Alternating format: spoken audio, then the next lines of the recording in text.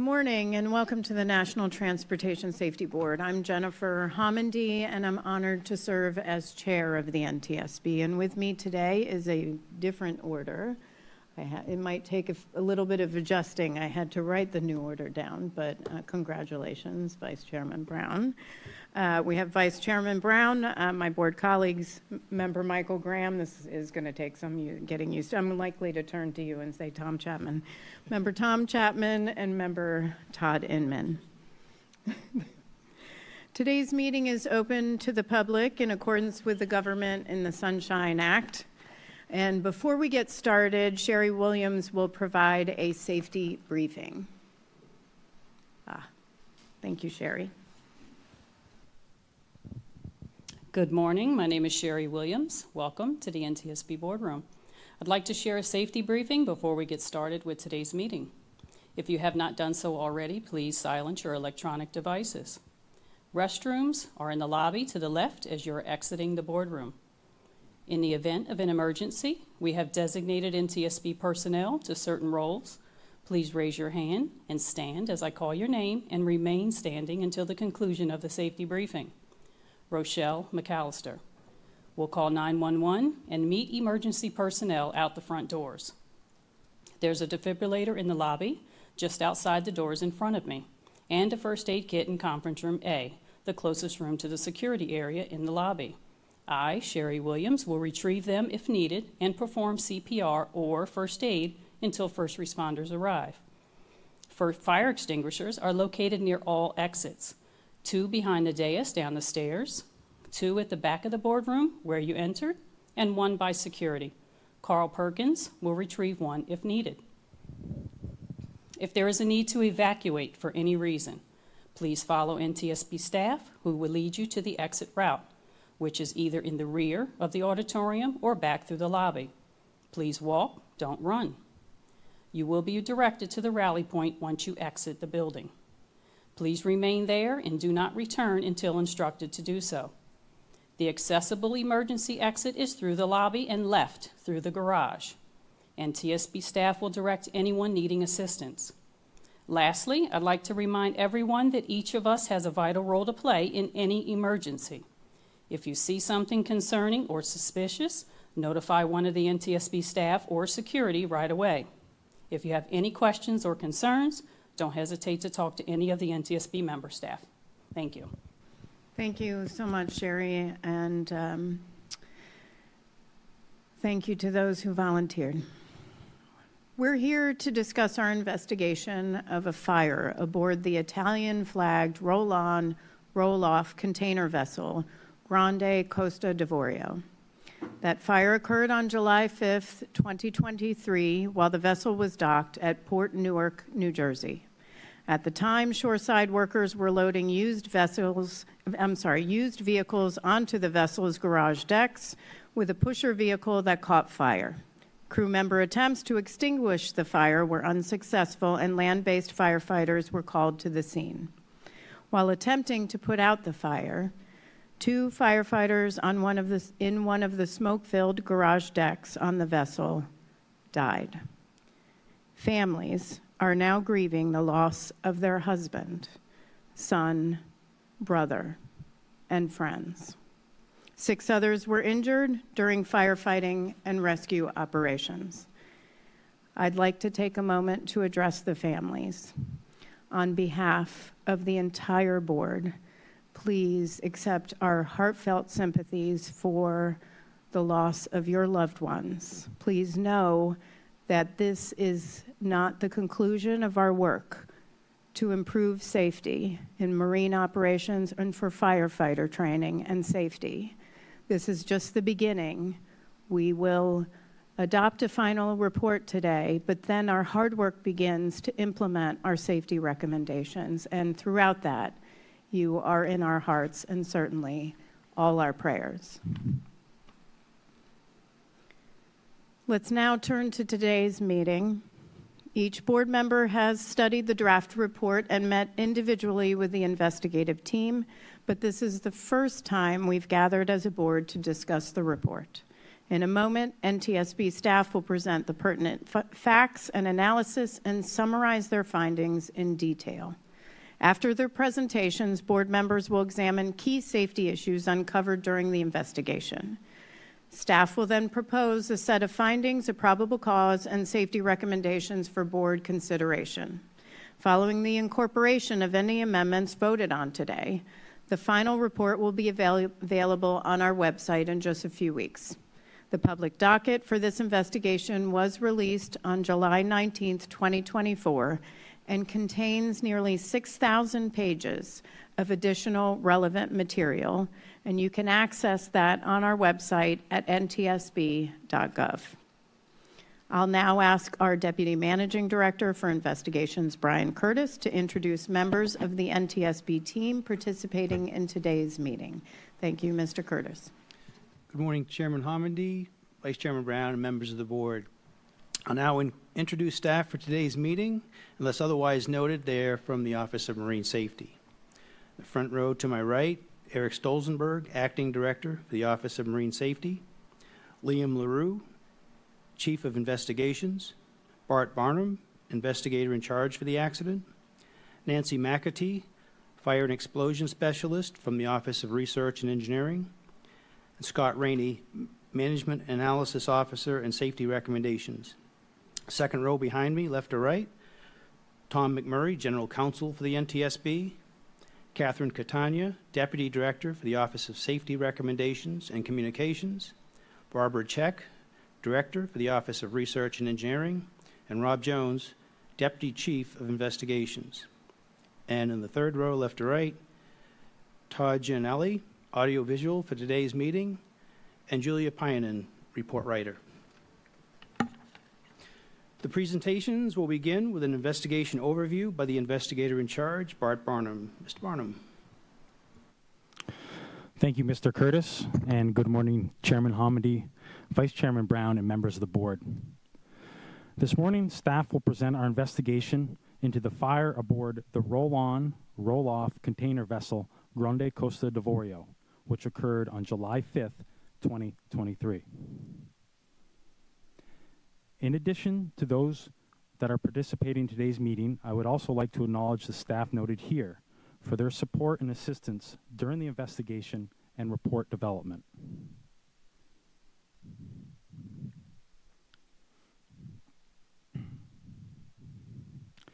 I would also like to acknowledge the staff noted here who facilitated this board meeting.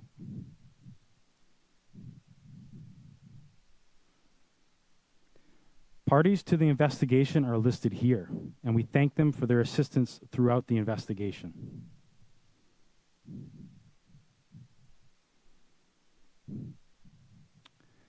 The U.S. Coast Guard was the lead federal agency for this investigation.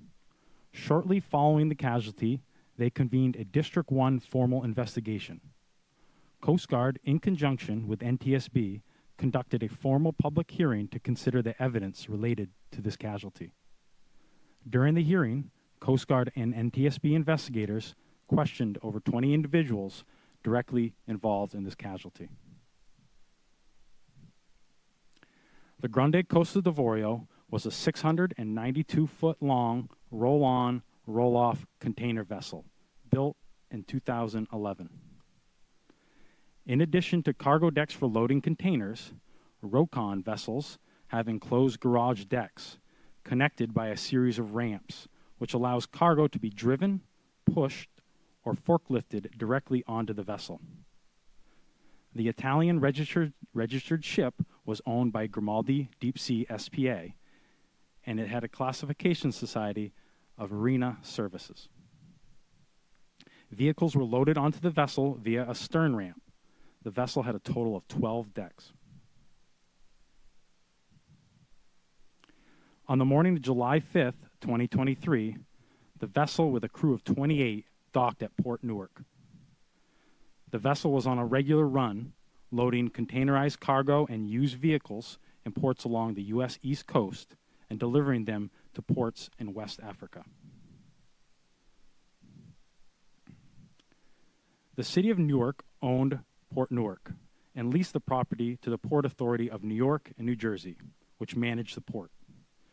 The Port Authority had its own police department, but fire response capabilities were handled by local municipalities.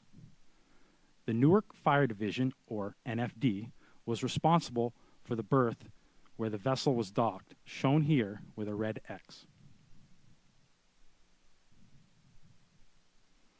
Port Newark's used vehicle loading operation was overseen by Ports America. Ports America was a company hired by Grimaldi to load and unload cargo from their vessels. Ports America provided personnel, vehicles, forklifts, and other shoreside equipment to load cargo onto the vessels. Unionized personnel employed by American Maritime Services were responsible for lashing down the used vehicles once they were loaded aboard the vessels. AMS employees also operated the pusher vehicles used in the loading process.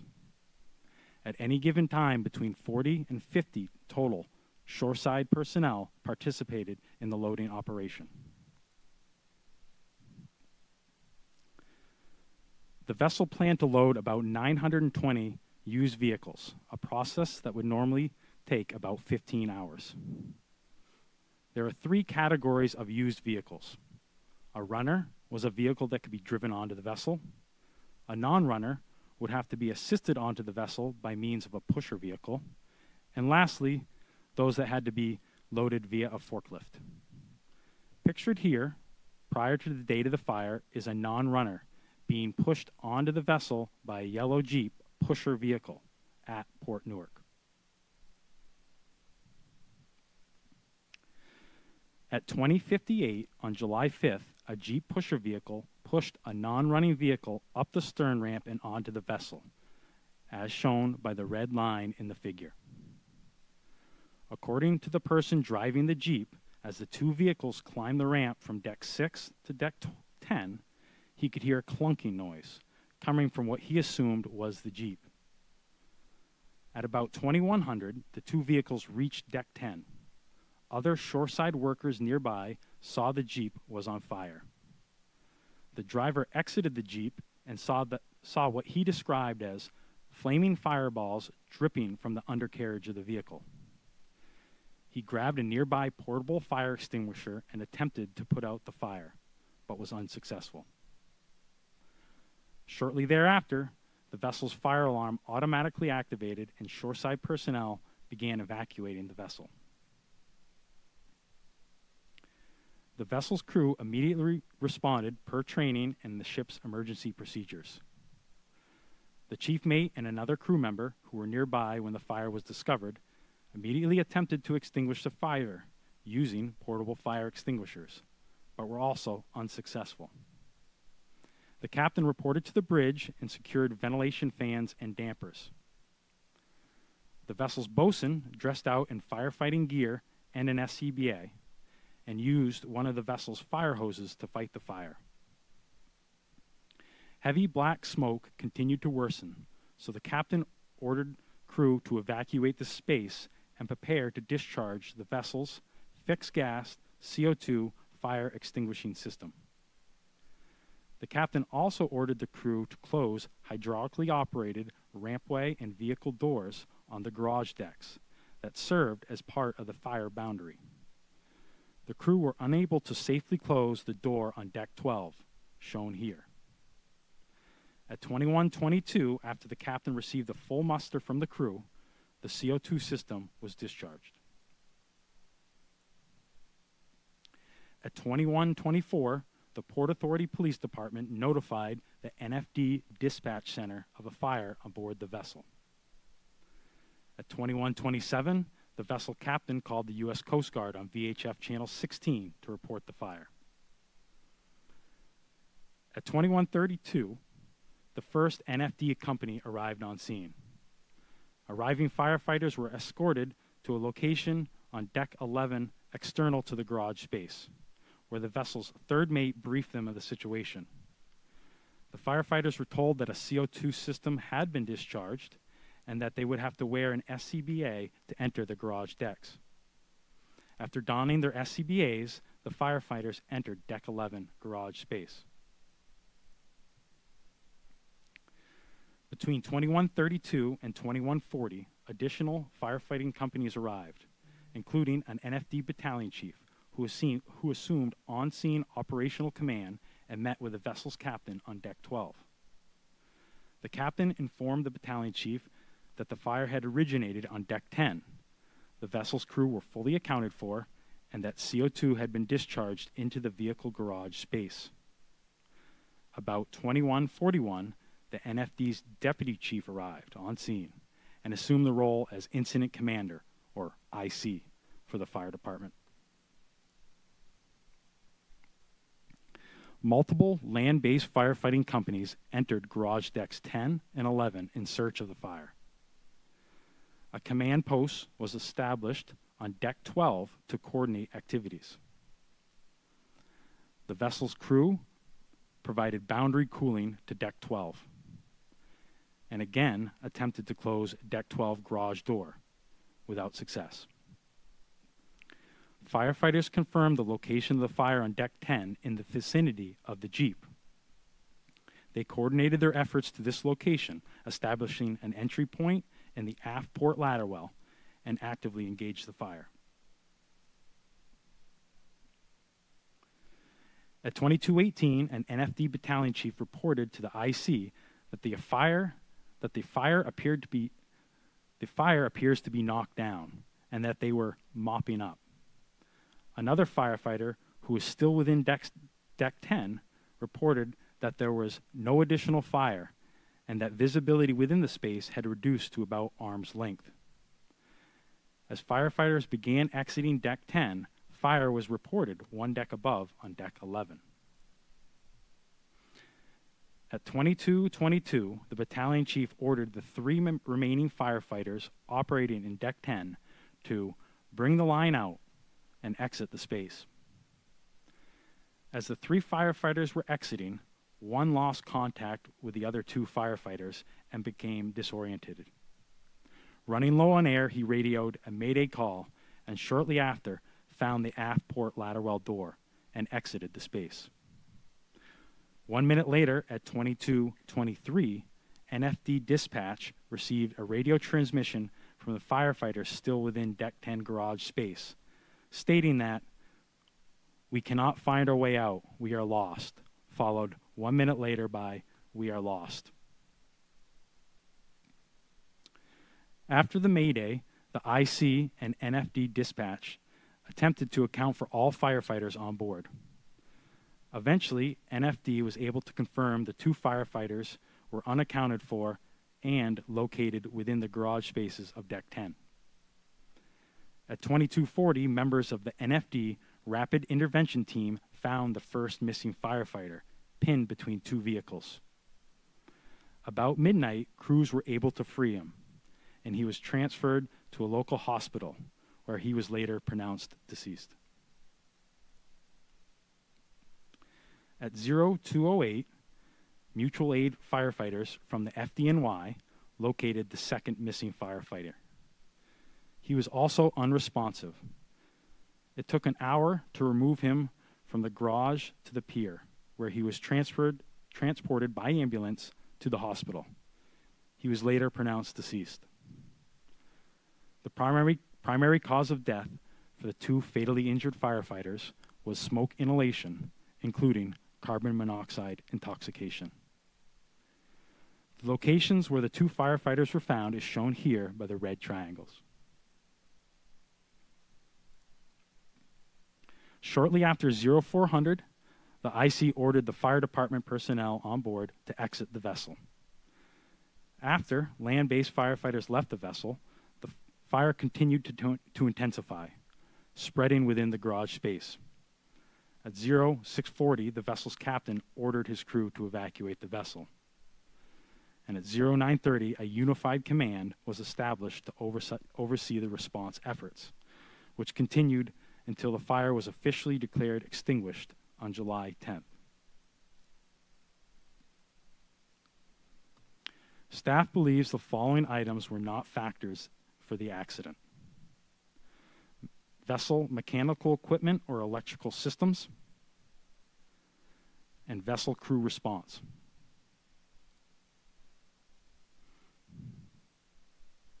staff will discuss the following safety issues: the hazards associated with using passenger vehicles as pusher vehicles in cargo operations, the lack of operating controls on the outside of a garage deck door that was part of a fire boundary zone for a space protected by a fixed gas fire extinguishing system, the ineffective land-based firefighting response, and the lack of emergency procedures for shoreside personnel. This concludes my presentation. Fire and explosions specialist Ms. McAtee will now discuss fire-related findings. Thank you, Mr. Barnum. In my presentation, I will discuss the origin, cause, and propagation of the fire and the use and adequacy of the shipboard fixed gas firefighting extinguishing system. As mentioned previously, several nearby workers noticed the Jeep was on fire when it reached deck 10, and the Jeep driver saw flames coming from under the hood. Despite initial firefighting efforts, the fire eventually spread from the Jeep to the vehicle it was pushing and then to other vehicles on deck 10. Fire eventually spread throughout the vessel. During the investigation, it was found that this model Jeep was subject to a National Highway Traffic Safety Administration recall for the transmission. The recall warned that when operated under rigorous off-road conditions beyond reasonable usage, the transmission fluid temperature would elevate. According to the recall, heated fluid could eventually boil over and contact hot engine and exhaust components, causing the fluid to ignite. The recall corrective actions included the following: a hot oil light that was programmed into the vehicle's dashboard, along with an audible alarm and specific actions the operator should take to lower the transmission system temperature. The Ports America Jeep had been serviced to implement the recommended corrective action.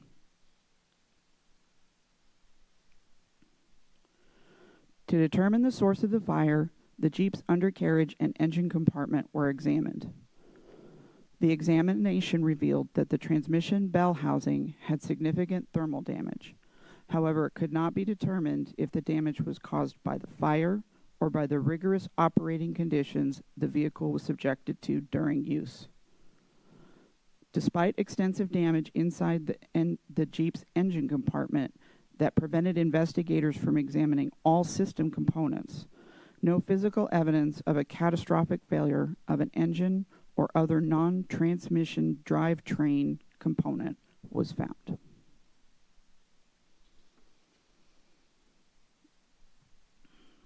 During loading operations on the day of the casualty, the Jeep had pushed 37 vehicles up multiple stories of steep ramps and around sharp corners, more rigorous operating conditions than the off-road conditions that the recall warned against. Although the driver at the time of the fire did not remember seeing either the warning light or hearing the alarm, another worker who drove the Jeep had reported seeing the light and hearing the alarm during a previous loading operation, indicating that the Jeep's transmission had previously overheated. Staff believes, based on witness accounts of the fire, the manufacturer's recall warning that the Jeep model transmission fluid was susceptible to overheating when used in rigorous off-road conditions, the Jeep's post-fire damage, and the Jeep's operating history in rigorous industrial conditions, pushing non-running vehicles onto vessels. The fire originated when the Jeep's transmission fluid boiled over and ignited on a hot engine surface.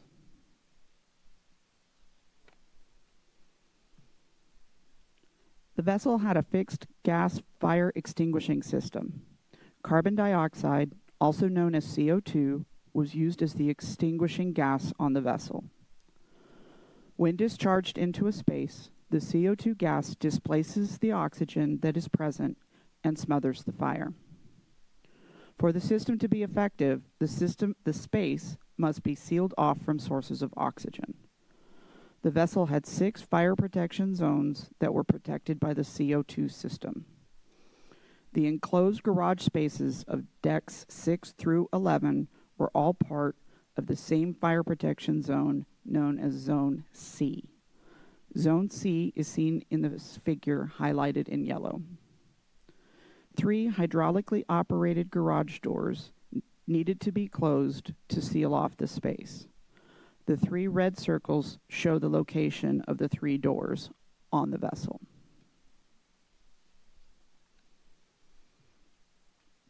"22 minutes after the fire was discovered, the captain ordered the crew to stop firefighting efforts and evacuate from Zone C in preparation to discharge the CO2 system.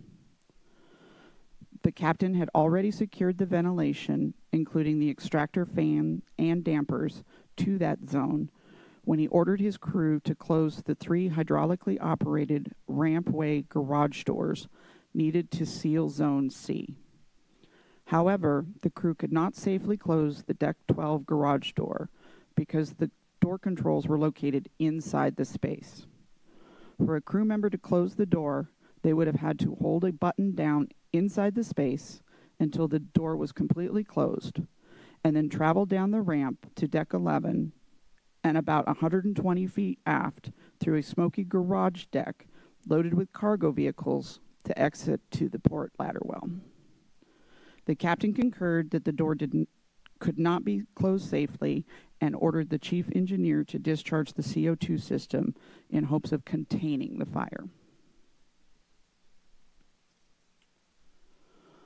Following the fire, ATF modeling and Coast Guard Marine Safety Center analysis showed that the CO2 system would have been initially effective in suppressing the fire.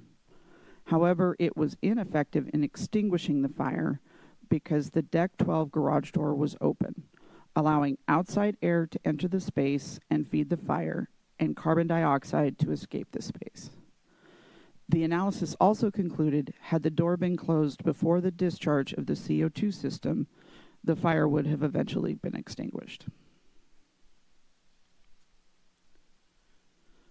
Staff believes that the absence of operating controls outside the protected space at Deck 12 hydraulic garage door prevented the crew from safely closing the door, which resulted in the inability of the carbon dioxide extinguishing system to extinguish the fire.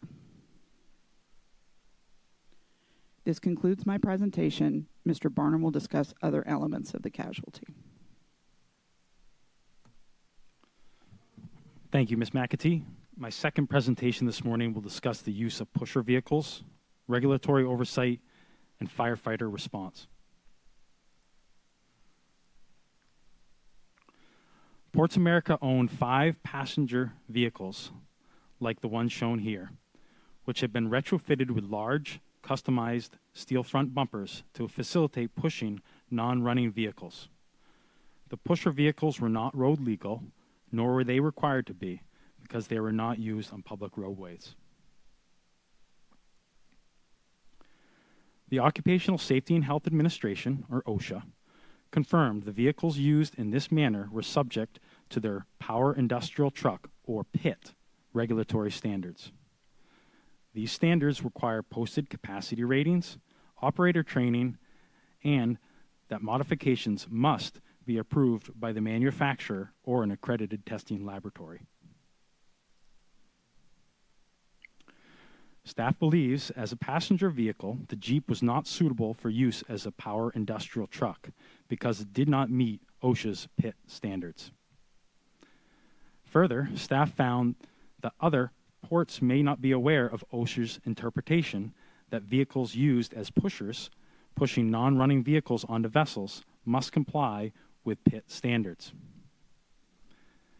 Staff proposes one recommendation to OSHA, one recommendation to the American Association of Port Authorities. Following this casualty, the Port Authority of New York, New Jersey issued loading requirements, stating that non-runners must be loaded onto vessels by equipment specifically fit for lifting or towing.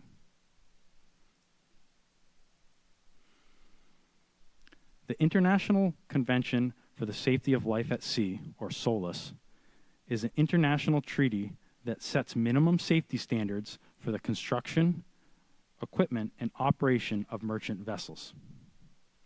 According to SOLAS fire boundary construction requirements, the Deck 12 garage door, shown here after the fire and labeled in the image, was an opening that could admit air to or allow gas to escape from a protected space, which required it to be closable from outside of the space.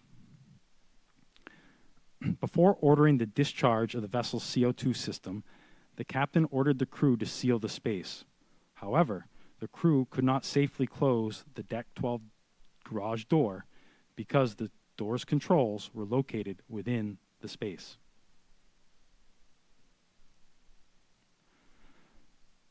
Staff found that because the Deck 12 garage door did not have operating controls outside of the protected space, the vessel did not meet SOLAS fire boundary construction requirements, which are critical for containing vessel fires.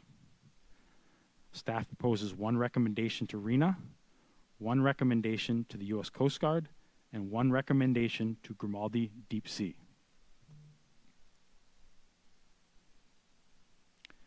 Soon after the NFD arrived on scene, their leadership was informed that the CO2 system had been activated and that no one was in the garage space. Following activation, shipboard firefighting convention is to keep the space sealed to allow CO2 gas to smother the fire, while boundary cooling as well as monitoring temperatures. However, NFD's IC and chiefs directing firefighting efforts that included firefighters going in and out of the garage space, each time allowing more CO2 out and more oxygen in. The CO2's effectiveness was further diminished when the NFD had the vessel's crew start the garage space ventilation to aid in the search and rescue. Staff believes that the IC and other on-scene NFD chiefs reduced the effectiveness of the CO2 system, ultimately increasing the severity of the fire by directing the firefighters to actively engage the fire in the fire protection zone where the extinguishing system had been activated, which allowed more CO2 out and more oxygen in, contrary to general marine firefighting convention. During the early phases of the casualty, the fire was mostly localized to the aft section of Deck 10, meaning that other decks in the garage did not contain signs of smoke or fire, but were still flooded with CO2 gas and presented an IDLH risk for the firefighters. However, the IC and other chiefs continued to send firefighters into the garage decks without informing them of the IDLH conditions. In the garage spaces, the firefighters had to navigate extremely challenging and unfamiliar conditions. The decks were almost fully loaded with cars and parked 4 to 6 inches apart. And, as the fire evolved, the heavy smoke reduced visibility significantly. 2 firefighters lost their lives attempting to fight the fire, and it took recovery teams several hours to locate and recover the firefighters. Staff believes that by directing firefighters into the fire protection zone and failing to notify all of those firefighters that the CO2 system had been activated, the IC and other on-scene NFD chiefs exposed the firefighters to additional and unnecessary risk. Staff also found that the smoky, unfamiliar, and IDLH conditions likely caused the 2 firefighters to become disoriented and unable to find their way out of the garage space, which led to their deaths.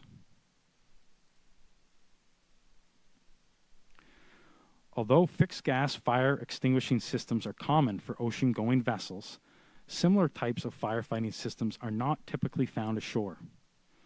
While vessel personnel were familiar with the CO2 system, unless responding firefighters were specifically trained in shipboard firefighting, most would be unfamiliar with these systems.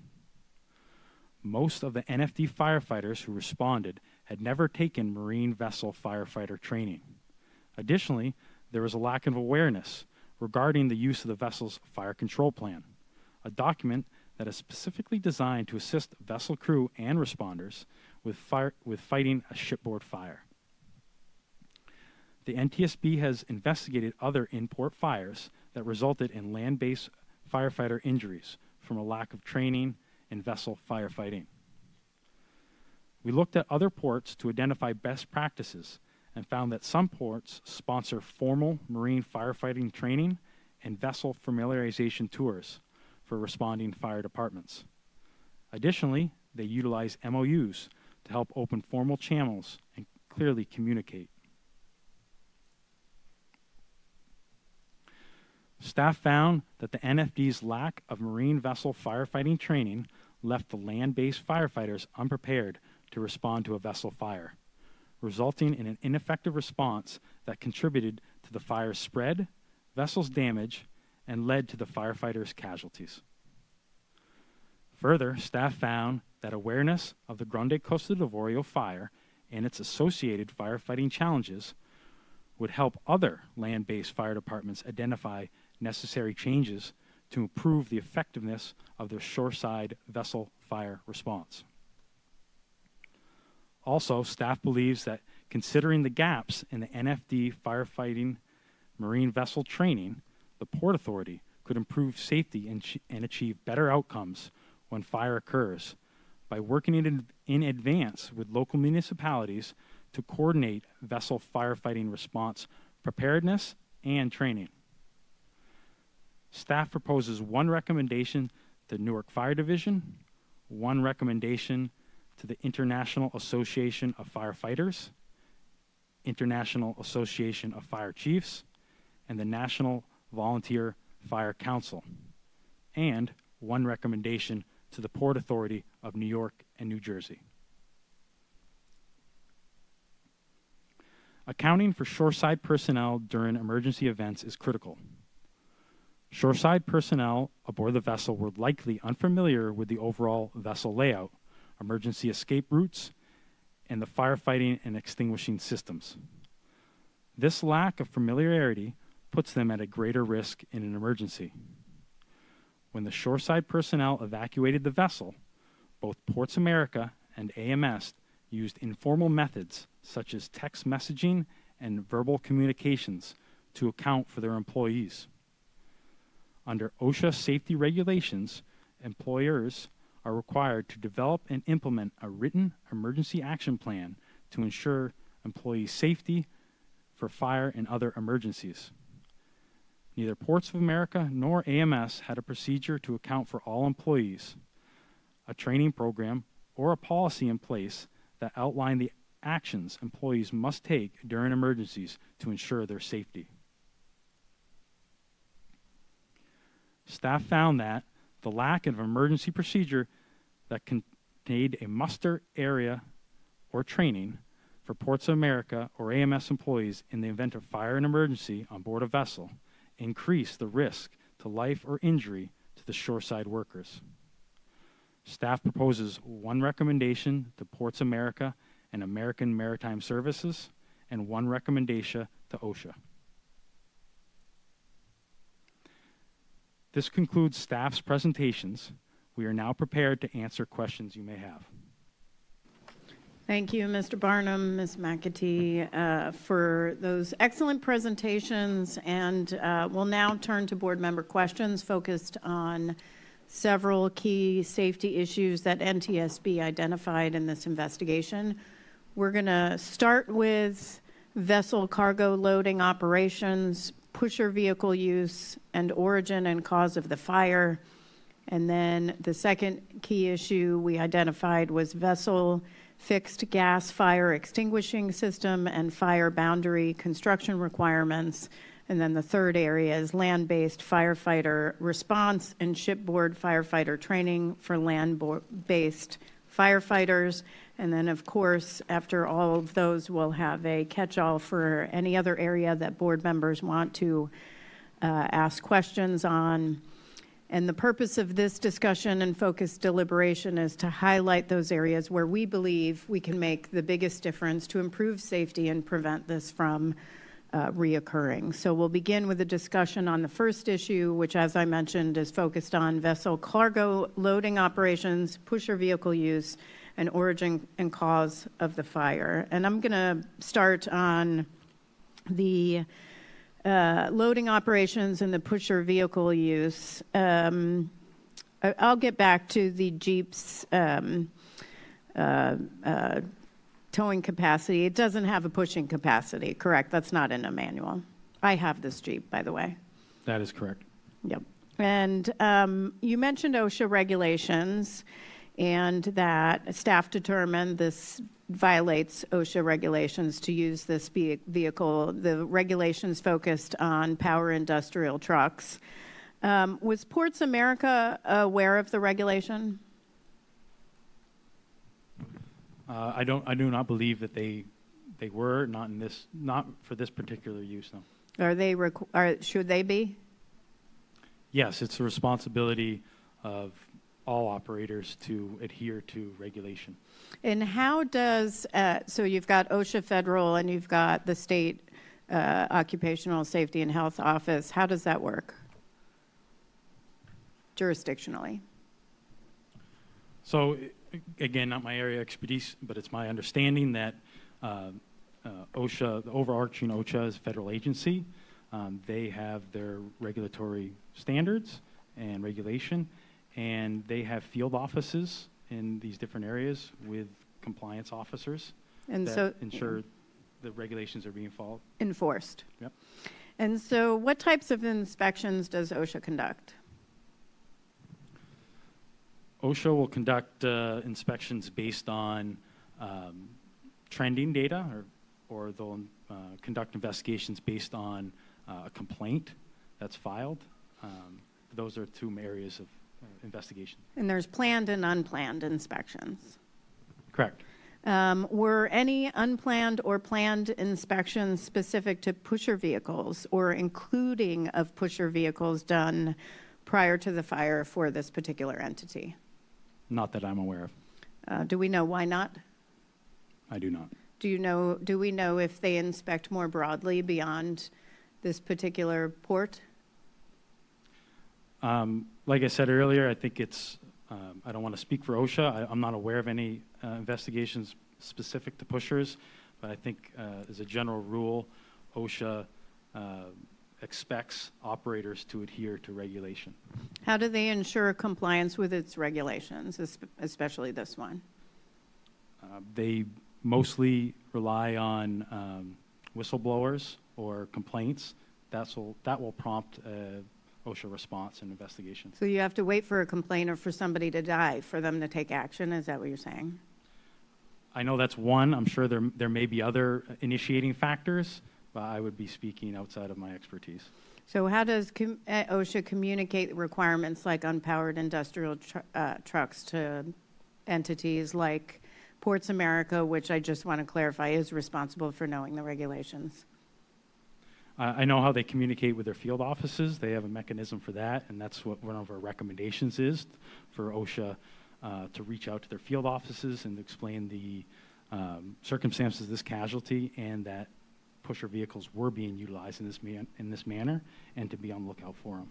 And do the field offices then communicate the regulations to, say, the port at all? I'm not aware of how they communicate with the operators. I'm wondering how big the issue is beyond just the Port of New York and New Jersey. I mean, we have other ports around the United States that are pretty large. We have the Port of Houston, Corpus Christi, Los Angeles, Long Beach, Baltimore, South Louisiana. I mean, how could others be using these pusher vehicles? Yeah, I certainly would. I certainly would think there could be an issue out there. Our party to this investigation is Ports America. They're obviously aware of of the standard now. They've assured us that in their ports that they operate, they're no longer using these pusher vehicles. And then I think, in order to help combat that potential use of pusher vehicles on maybe non-Ports America operations, we've issued a recommendation to the American Association of Port Authorities that will hopefully capture all of those other ports. And just really quickly, how many ports does Ports America represent? Do you know? I don't know off the top of my head. I do know that as far as used vehicle loading operations, there is roughly 4 or 5 on the East Coast that they operate. Okay, thank you. Vice Chairman Brown. Thank you, Chair. I would first begin before I ask my questions. I want to once again say what the Chair mentioned earlier, give my condolences to the family who've lost loved ones and those who were impacted and injured by this tragedy. We take our job very seriously. We know this is not just about safety, but saving lives, and it's our top priority. You lost your husband, your friend. This is serious business, and we take it seriously. So I want to thank the Chair and our board and the team here. We really care about this. It means a lot. So thank you for being here. My first questions are on the topic of cargo loading operations. Who usually determines the cargo loading plan on a ship? So cargo loading plan or load plan, as it's often referred to in this instance, that's a document that's completed by the vessel crew and the operator, or Grimaldi in this instance. But they work closely with the Ports America to input how many vehicles that they are expected to receive, the size of the vehicles, the status of the vehicles, and then Grimaldi and the vessel's crew will take that information and they'll know where the intended the vehicle destination is. They'll know where they have space on board, and they'll arrange the vehicles on board to maximize vessel stability and then ease of discharging once they get to their final destination. Are cargo emergencies like a potential fire or those who may respond to an emergency part of a planning? Sorry, could you repeat that? Basically, are cargo emergencies like a potential fire would take place and those who may respond to an emergency part of a plan? In other words, going through a process if something happens. Yes, certainly the vessel crew has policies and procedures in place for a fire aboard their vessel. In this particular casualty, we found that the shoreside employees, the Ports America, the American Maritime Services, they did not have a plan in place for their employees, and we have a recommendation to them to hopefully address that. Does the nature of the cargo being loaded or unloaded impact the safety planning or anticipated response in the event of an emergency? I'm not aware if that's factored in. I know when dealing with this type of cargo and the dangers, potential dangers with it, I'm sure that would be included in any kind of policy or procedure that shoreside employers would produce. Who determines the maintenance schedules for all equipment used load and unload to unload the ships? That's going to fall on the equipment owner. So in this instance, it was Ports America that own the equipment. With regards to pusher vehicles, I think the draft report is pretty clear that we don't believe that they should be using pusher vehicles. Therefore, we're not recommending that they have a maintenance plan for those because they shouldn't be using them. I read where mere inches between the cars loaded on board, and it took over an hour to extract the 2 trapped firefighters once they were found. Is it common to pack the vehicles in so tightly on a ship? Yes, sir, that is common. That is common. Are there any considerations made for, quote, protection zones in cargo bays in the event of an emergency? So the cargo decks, they do have, I guess lack of a better term, but egress passageways, basically lines painted on the deck that are locations where cargo cannot be parked, and it's for personnel to be able to navigate those decks Thank you. Thank you, Chair. Thank you. Member Graham. Thank you, Chair. I want to thank the team for a thorough investigation and an excellent draft report. And I want to thank the families for joining us today and express my most sincere condolences to the loss of your loved ones. Thank you for being here.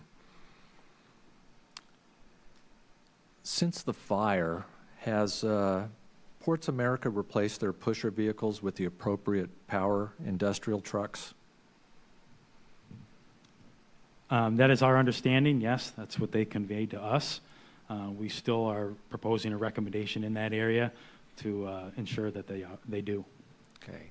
And they have other locations along the East Coast. Do we know if they've done that at their facilities in Baltimore, I think Texas, and Rhode Island, if I remember right? Yes, sir. That's understanding. That is our understanding that they no longer use pusher vehicles at any of their locations. Okay. Thank you. Since the fire, does the Port Authority of New Jersey and New York allow pusher vehicles to be used for non-runners? No, they do not. They do not. As a matter of fact, I think I read in the report that all non-runners must be loaded on the vehicle by equipment that is, one, specifically fit for the purpose of lifting or towing vehicles, either by original design or approved modification. And it also says pusher vehicles are not permitted to be used. Is that correct? Yes, sir. Thank you. I'm going to move over to the Jeep. That was the pusher vehicle. What was the rated tow capacity for the Jeep Wrangler? Off the top of my head, I don't recollect. I know that there was some recent work done on this, and that the combined rating for the Jeep and anything that it towed was roughly 6,000 pounds. Okay. And I think I saw something that possibly the tow capacity was 2,000 pounds? That sounds correct, yes. Yeah, okay. The team, you did talk about the number of vehicles that the Jeep pushed that day during the loading process. It was 37 vehicles. Do we have an average weight of the vehicles that it pushed that day? Yeah, the weight ranged between, I would say, 3,600 pounds up to maybe 6,000 pounds, 6,500. Okay. And we know there was no design limitation for pushing from the vehicle manufacturer, correct? But would it be safe to say that what it was pushing was well beyond its towing capacity? Yes, that is correct. Okay. And it's doing something that it wasn't designed for. That is correct. Do we know if there are other vehicles that they used? I know there was a picture of a truck also being used, if they exceeded the design limits of those vehicles? We didn't sparse out those particular ratings for the other vehicles involved, but I certainly would expect that, yes, they would be exceeding those vehicles as well. Okay. Thank you. That's all I have in this section, Chair. Great, thank you. Member Chapman. Thank you, Chair. In the presentation, there was discussion of the recall on the Jeep that was being used as a pusher vehicle, the recall for that model of Jeep. Because the transmission fluid could overheat and boil over onto the engine when it was operated beyond reasonable usage, which certainly it was, I think we've established that it was well beyond reasonable usage. The fix, as I understand it, was installation of essentially an engine light, a hot light, and an audible warning. I think you indicated in the presentation, I think it's in the draft as well, that the driver at the time of the fire did not recall seeing the light nor hear the warning, but that a previous driver had. Is that correct? That is correct. And the previous driver, was that the same day, or was it that the previous driver recalled on other occasions having heard this? I believe it was another occasion. Another occasion. Okay, so we don't know whether anyone had seen the light or heard the warning on the day of the fire. we were not given that indication. No. Okay.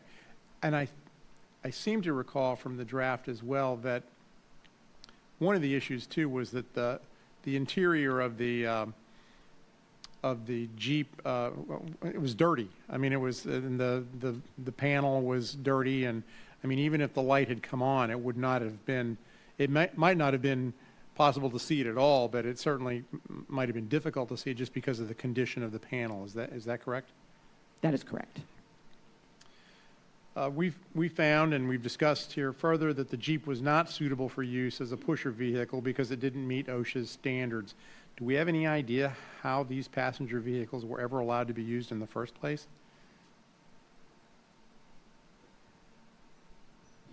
Yeah, I'll try that. I think looking at it, I think, trying to put myself in Ports America shoes, and maybe it was a readily available vehicle. It was relatively efficient in its purpose and its use, and it just maybe overlooked OSHA's requirements that it couldn't be used in that manner. But I'd be speculating. Is there some other suitable vehicle that is made specifically for this purpose, or was part of the issue that essentially they maybe felt that they had to adapt something else because there really isn't a sort of purpose-built vehicle? Yeah, I'm not aware of any purpose-built vehicle. I think that would be reasonable. You've indicated, I believe, that Port Authority of New York and New Jersey has since prohibited the use of these pusher vehicles within its jurisdiction, and I know we're concerned about passenger vehicles perhaps being used for similar operations at other ports around the country. Ports America was the operator at Newark, and they own these vehicles, and we don't have a recommendation in the draft report to Ports America on discontinuing the use of passenger vehicles as pusher vehicles. Is that because we're satisfied that Ports America stopped using passenger vehicles as pusher vehicles? Yes. Thank you for that. Ports America has operations at several ports in the country, and are we satisfied that they've continued use of pusher vehicles at all of its locations in all of its operations? Yes, we are, and like I previously stated, I think it's the Ports America's responsibility to adhere to the regulations, and recommendations are to, ensure that they are aware of these, and with being aware of them, that implies that they should not be using these vehicles anymore. Okay. All right. Thank you very much. Member Inman. Reading the draft, I believe I read that there were scheduled for 920 vehicles to be loaded in approximately 15 hours. Is that correct? Yes, sir, that is correct. So that would be about roughly 1 per minute. Is that general math correct? I will trust your math, sir, yeah. Is that a high rate? Is it, 1 per minute to load, get secured a vehicle, does that leave enough time for safety to be able to actually identify and handle any issues? This is a large operation. Like you said, there's between 40 or 50 shoreside personnel involved in the operation. They have longshoremen driving the runners on board constantly, and then they have, like we stated, forklifts that are carrying the forkliftable cars that can't be pushed on board, and then there's also, they had 5 pushers in this instance that were continuously operating. So, it is conceivable that they could keep that rate up. So that would be kind of a high-performance type method, I would guess, right? I would say it seems to be a yes. And the reason I bring you to that, and I wasn't trying to set you up with it, if I was to read this statement to you, it would be kind of interesting. High performance, which we define as a commitment to safety. Do you recognize that statement? please continue. I'm It's sure I okay. should, yeah. I'm not trying to set you up for it. Sounds- It is the number one first core value on Ports America's website. Okay. High performance, which we define as a commitment to safety. It sounds like the commitment is to get one vehicle on that ship per minute. That's not exactly high performance for safety. It's high performance for profit. Is there any scenario in regard to these vehicles that are being loaded in which that they evaluate the risks? Because we're talking about older cars that are obviously either have mechanical conditions, no longer use of life in the United States. What assessments are done in regard to the vehicles that are being loaded in regard to their ability to provide an external hazard that would be unique versus, say, a new car that was being moved throughout the country? So the vessel owner has a set of guidelines that they require the used vehicles to meet before they can be brought aboard. Those guidelines, a long list, consist of things that, such as the vehicles can't be leaking, either fuel or anything from the batteries. There can't be any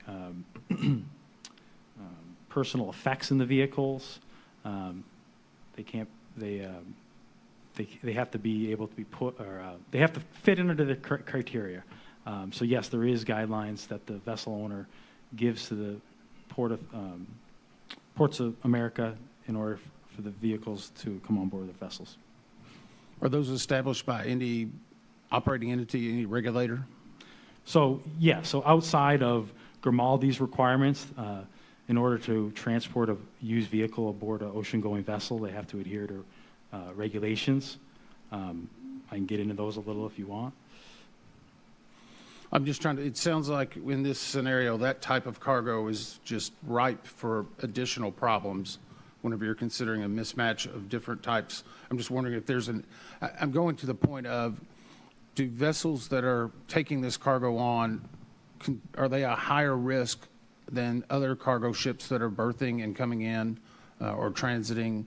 Is there an increased risk because of the type of cargo? In rail, there might be specific trains that are carrying certain types of materials. Hazmat on cargo ships, they're defined differently. Is this type of cargo defined differently?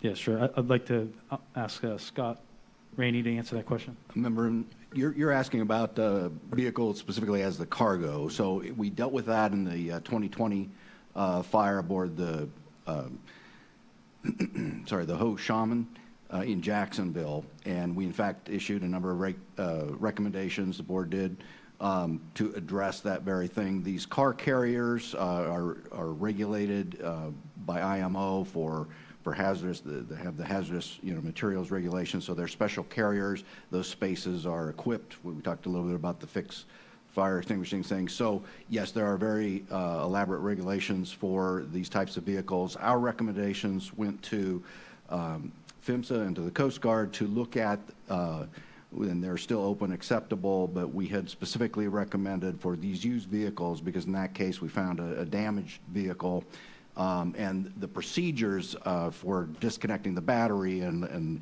limiting the flammable load and things on these vehicles, and the inspection or the auditing of that as they were being loaded. So we went into detail on that. We have open recommendations to PHMSA and Coast Guard to take to IMO to propose eliminating the exception for used vehicles.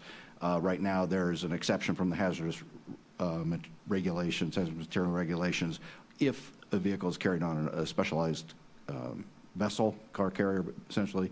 But we found in our investigation and looking at others that the used vehicles, as you point out, can have a higher risk of hazard. So we have that. We also issued recommendations to the operator, specifically Grimaldi and the Ho Technical Management Company, to clarify and establish their procedures, and they have met those, and those are now closed for going through exactly what you're asking about, and that is to before they're even loaded, they have to go through several checks to make certain that the battery's been disconnected, and all of these other measures have taken to provide for higher safety before they're loaded on the vessel.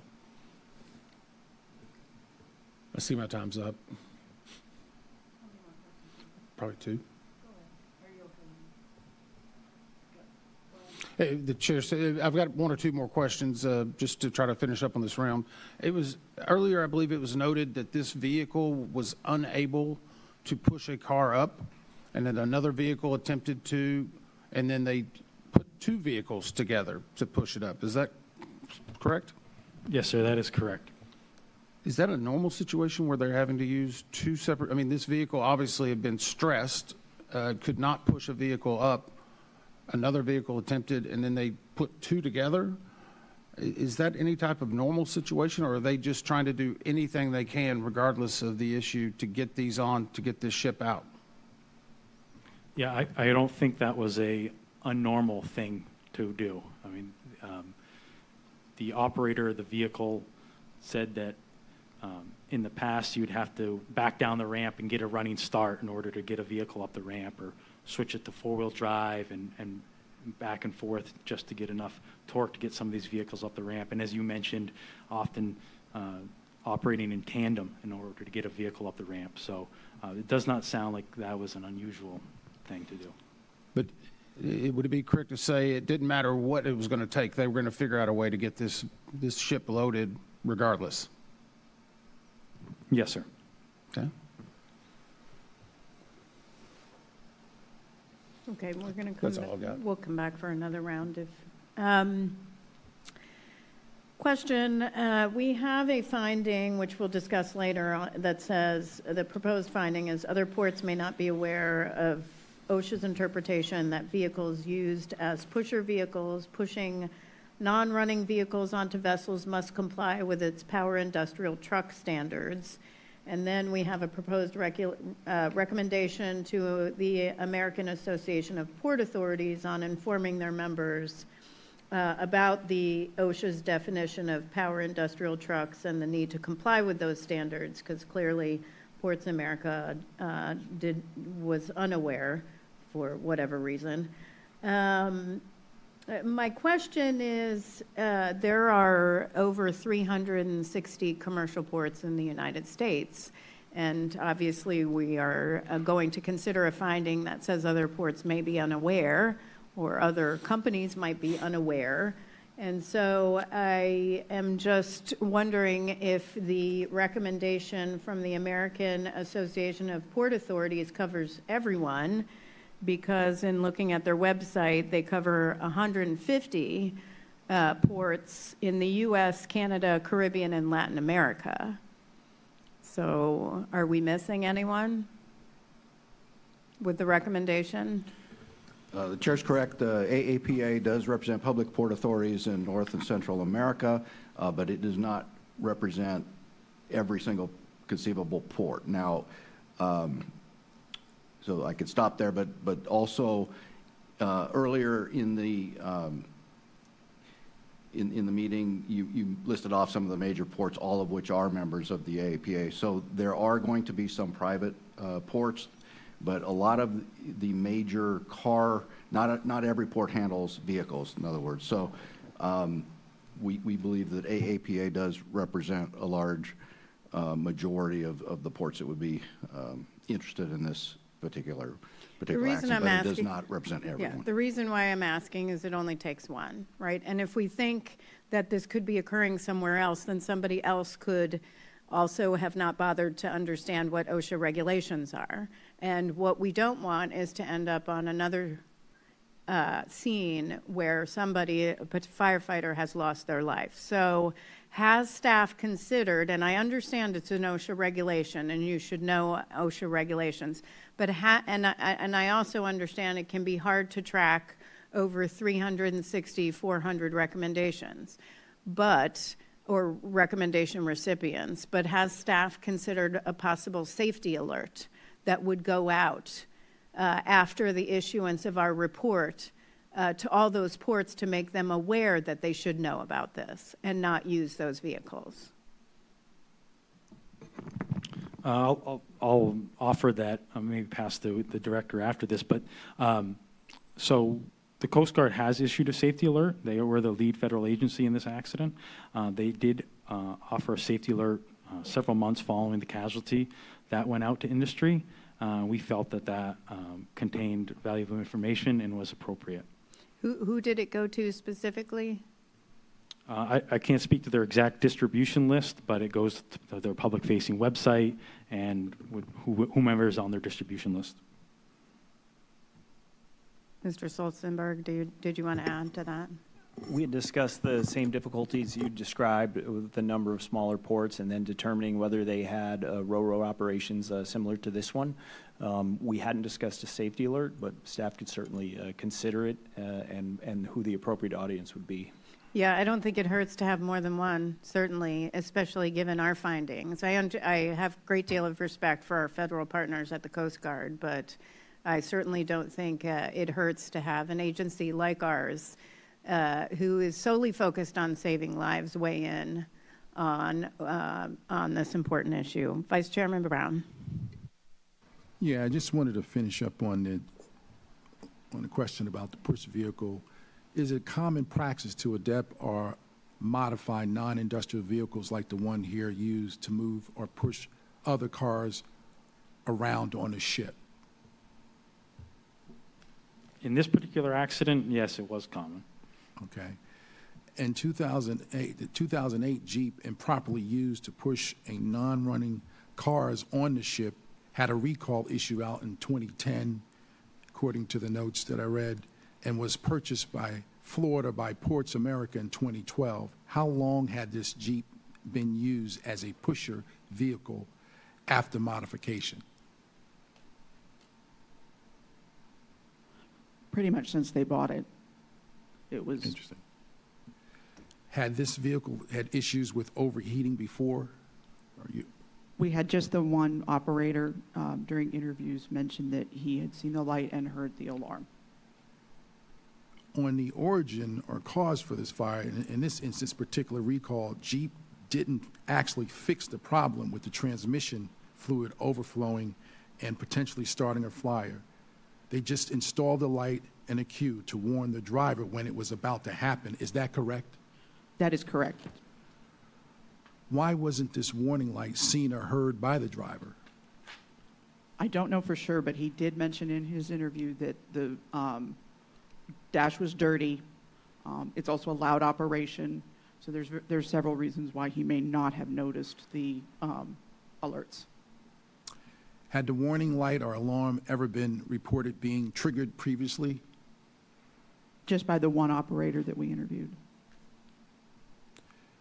Do we know why the Jeep didn't fix the issue? Is it possible to actually fix the problem? Car design is not my specialty, but I'm going to guess it was not an easy fix, and that the light and alarm alerting an operator that there was a problem and providing an outline of procedures that the driver then needs to undertake to lower that temperature was the best fix for the number of vehicles affected. Did we consider making a recommendation to Jeep to do so? Could you repeat that again? Did we consider making a recommendation to Jeep to do so? Did we? Staff did not, and mostly because the use of this Jeep in this instance was well above its intended use. One last question on this. I understand that when the driver was notified that the Jeep was on fire, he exited the vehicle while it was still running. What is the recommendation of the manufacturer in this instance? I believe that the manufacturer recommended leaving the Jeep in idle for a period of time in order to lower the temperature. In this case, that was not his intention. He was trying to get out of a burning vehicle. Would turning the ignition off before the driver exited would have made any difference in reducing the intensity of the fire? It's not likely. It was a well-established fire by the time it was witnessed. Thank you. I have no further questions. Thank you, Chair. Thank you. Member Graham. Thank you. I got one question for the team. Did any of the pusher vehicles meet the OSHA requirements for a pit vehicle? No. None. And that's because I'm assuming their modifications were never approved by the original equipment manufacturer, or they had accredited testing laboratory approve it. Is that correct? Yes, that is correct.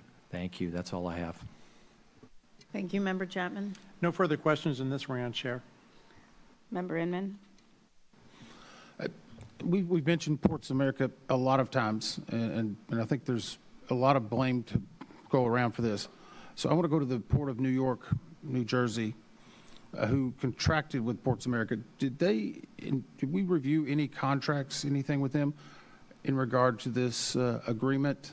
Basically, were they in violation by not following OSHA laws? I personally did not review any contracts. But ultimately, this organization was hired by the Port of New York, New Jersey, correct?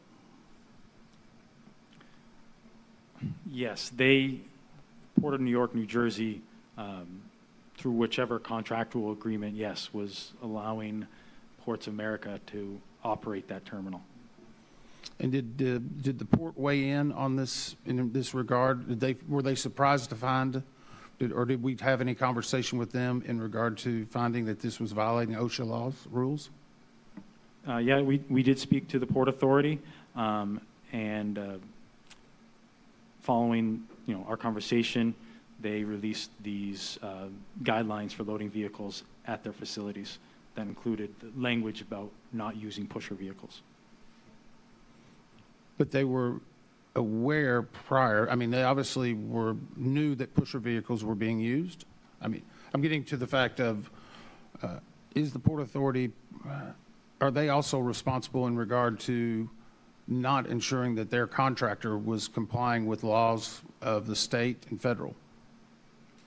I think staff found in this instance that the owner of the vehicles was the best, would have been the person that was most likely in the wrong here. Ports of America owned these vehicles.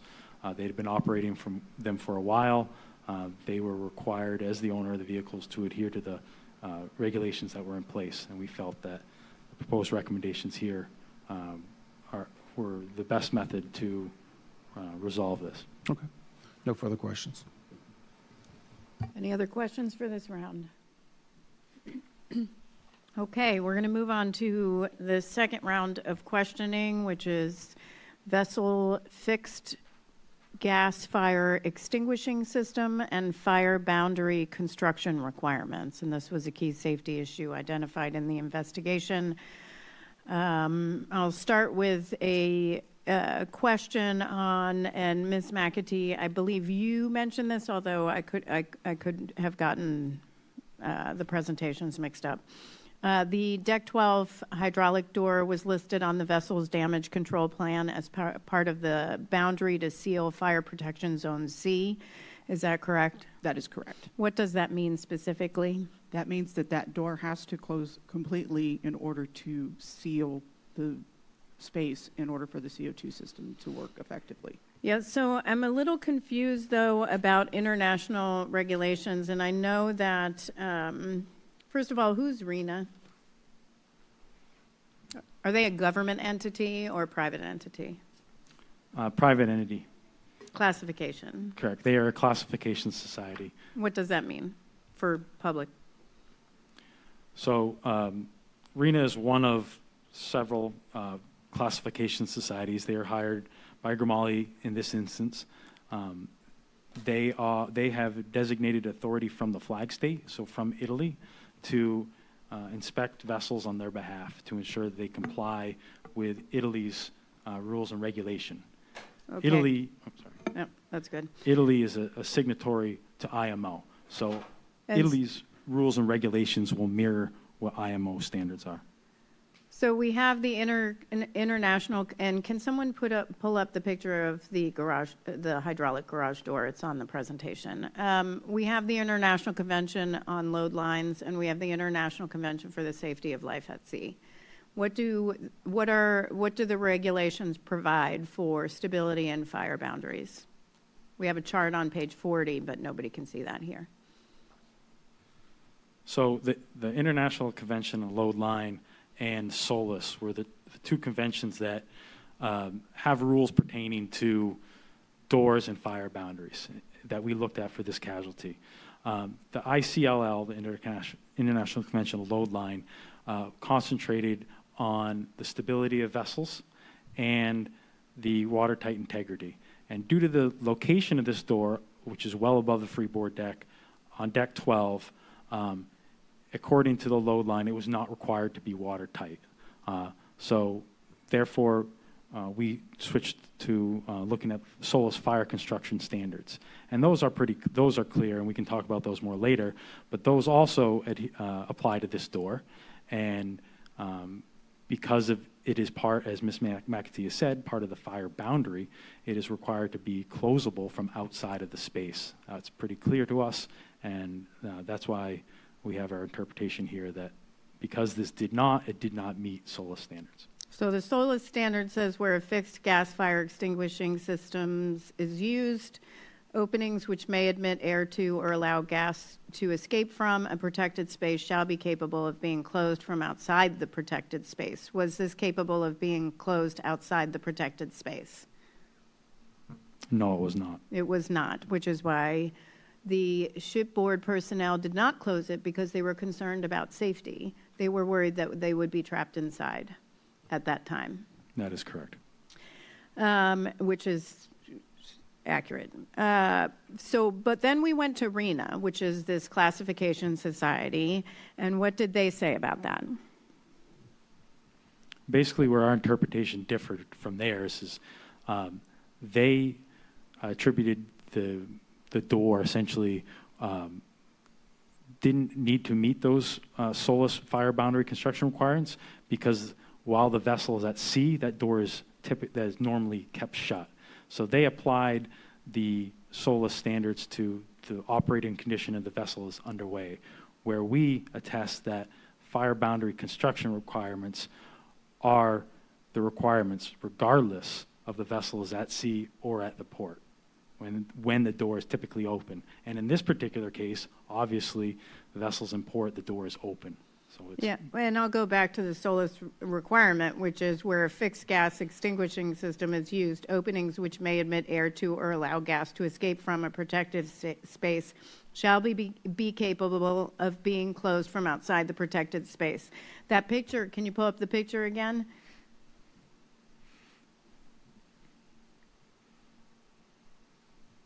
Yeah, so does that allow gas to escape?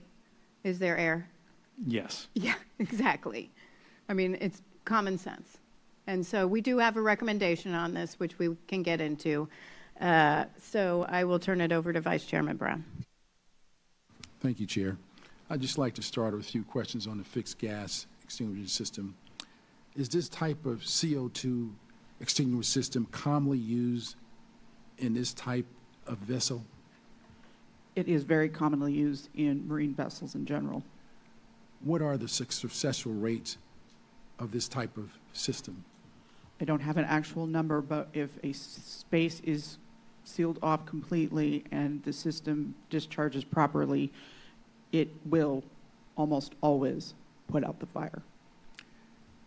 Has this system been used on this ship before? I'm not aware of it on this ship. How were the crew trained in proper use? They do monthly drills, often requiring that they have a shipboard fire, and they go through all of the procedures as if it were a real incident up to the point of discharging the CO2. But they all know to evacuate the space, how to seal off the compartments, shut down ventilation, and everybody has a job that they do in those instances. Where else might land-based firefighters be exposed to similar systems? CO2 systems on land are not common. There are gas total flood systems. We have one in our laboratory. They tend to be, though, a halocarbon. You'll find them in energy storage systems, computer rooms, server rooms, that kind of application. If 100% closure can't be achieved, is there any level of fire reduction, or does it render the whole system ineffective? The system may still suppress the fire, and with boundary cooling, they may be able to contain a fire to the space that it's in, and then come up with an additional plan to put out the fire if it does not burn itself out. On the topic of fire boundary and construction requirements, what defines a fire boundary on a ship, and how does those identify crew or land-based firefighters who may be coming aboard to assist? So I think we touched on this early in the presentation, and one tool that responding land-based firefighters have, as well as the crew, is that fire control plan. That gives a visual representation of fire boundaries on board a vessel. It gives indications of location of firefighting equipment, and it also lists spaces that are protected by any kind of suppression system. Given their importance, are fire boundaries designed with redundancy features? In other words, if one boundary fails, is there another method to help provide a barrier to the fire? So vessel construction takes that into consideration when dealing with vital areas of the vessel. So crew accommodations is one example. That's going to have a different type of bulkhead or boundary, something that can withstand fire for longer periods of time. What is a water boundary, and has it ever been successfully used on this ship? So are you referring to boundary cooling or a water curtain? I think that was brought up in the report. Yes, water. Well, a water curtain was a method that the captain of the vessel instructed his crew to attempt. Basically, it wasn't a method that was known to us prior. I don't believe it was effective, but it was a method that he used in an effort to try to prevent CO2 gas from escaping deck 12 garage door and O2 from entering. Basically, what he described it is you put the fire nozzle on high fog and try to and spray it in front of the door. Speaking about garage door, how is a ship garage door different than the standard garage door when I might hit the button and be able to exit underneath it before it closes? So on this particular, so like you stated, in your household residential garage door, yes, you can you press shut, you can close it and step over the sensor and it'll shut by itself. This particular door, you needed to hold the button down until the door was fully closed. That's the difference. Why was the garage door on this ship excluded from the requirement of having the door closure control panel accessible from both sides of the main door? We believe this was overlooked during the initial plan review and approval process, and we have proposed recommendations here to alleviate that from happening again. Are there different requirements for ships depending on what cargo they're hauling? Yes, touched on this briefly earlier. Mr. Rainey did, but for a vessel carrying, in this instance, used vehicles, there's requirements for that vessel. The space in which the vehicles are being transported needs to be specifically designed for that purpose. It needs to have fire detection, suppression, ventilation. There's also requirements for the cargo itself. It can't be leaking, the batteries can't be leaking, and other certain requirements. Well, the reason why I asked my last question is, in this instance, there were more vehicles, which even if it had a minimal gasoline while they bring it on the ship, or there were oil in batteries made by plastic, etc., some of which may be highly flammable and toxic. So my question is, does the nature of the cargo change the requirements for fire boundaries?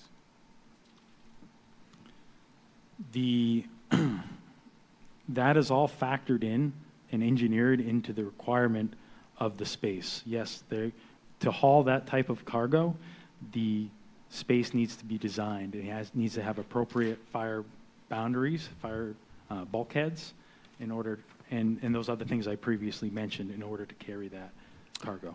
Thank you, Chair. I have no further questions. Thank you. Member Graham. Thank you, Chair.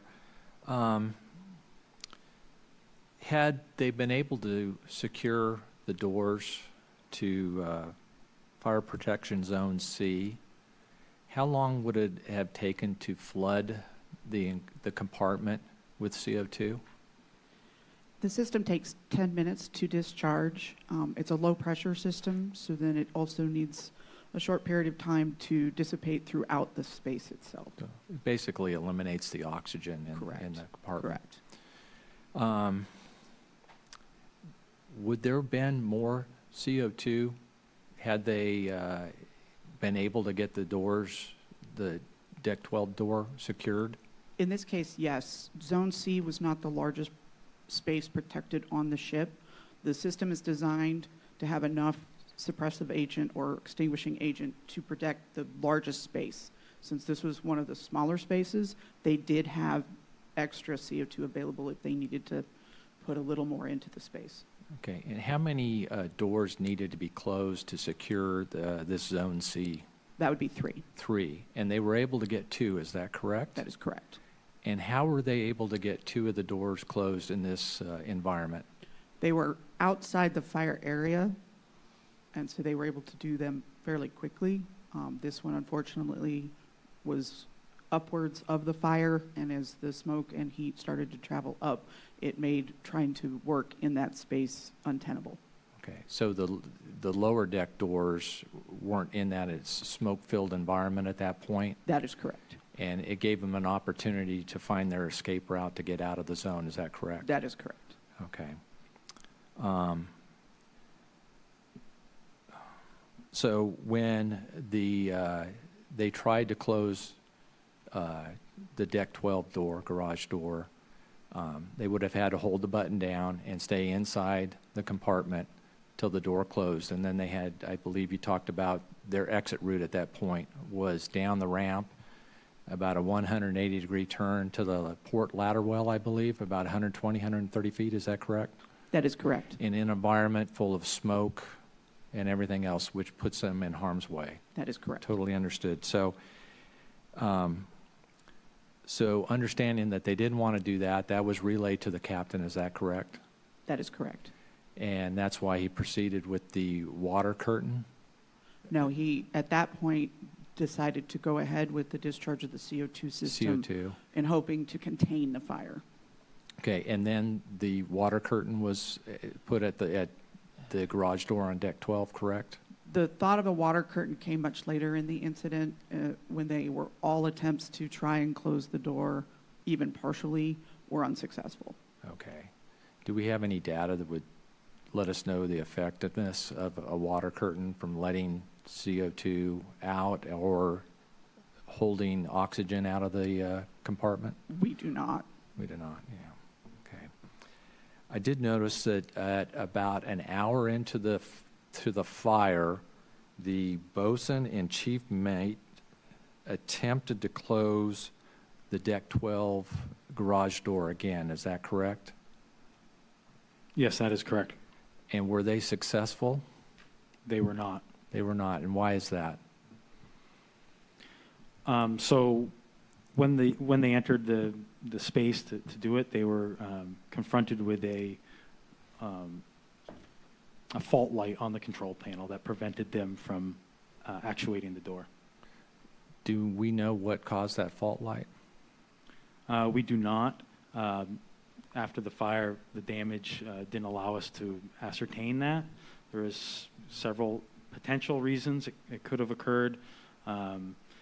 There could have been an overload of one of the hydraulic pumps.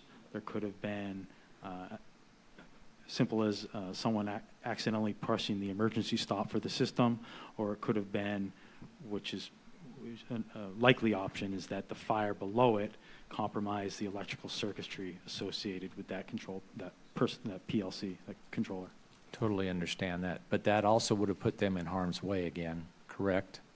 Yes, correct. And the indication we have is that it wasn't the chief mate. The chief mate was attempting to likely close it only partial way, and then escape the same way that he had entered there on deck 12. Totally understand. They did their best, what it sounds like. Yes, sir. And had they been able to fully shut it without putting themselves in harm's way a second time, they did have enough CO2, what I'm hearing, to put the fire out. They had enough to top it, or to put additional into the space. All right. Thank you for that. Thank you, Chair. Member Chapman? Thank you, Chair. One of the things that I have really appreciated about my role over the last several years as an NTSB board member is the opportunity to learn, and I'll confess I was not previously familiar with these COT extinguishing systems, and I found out one of the fascinating issues that we've covered in this investigation. Ms. McAtee, I think you indicated in your presentation that the ATF study had determined that had all the doors been closed, that the CO2 release would have been effective in extinguishing the fire. Is that correct? That is correct. And we've also had some discussion of the ship captain's effort to spray water and create a water curtain. That doesn't seem like it was an unreasonable effort, but it also doesn't seem like it was effective. It likely wouldn't have been effective. I think at that point they were willing to try just about anything. Just to go back over, I think the chair's questions covered some of this or most of it, but I want to just clarify for myself. So the International Maritime Organization is that's the international body that sets safety and security standards in merchant shipping, and that's essentially equivalent to what, as an aviation guy, I'm familiar with, which is ICAO, which it's the United Nations agency responsible for maritime issues, where ICAO is aviation, correct? Yes, that is correct. And under international treaty, IMO sets the standards for the safety of merchant ships, and in this case, the maritime treaty of concern is the safety of life at sea, or SOLAS. Yes, sir.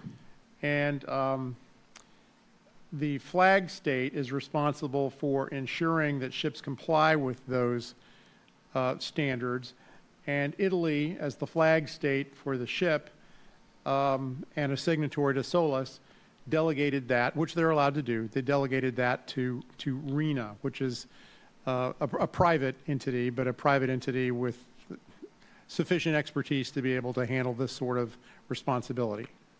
Yes, and thank you for that.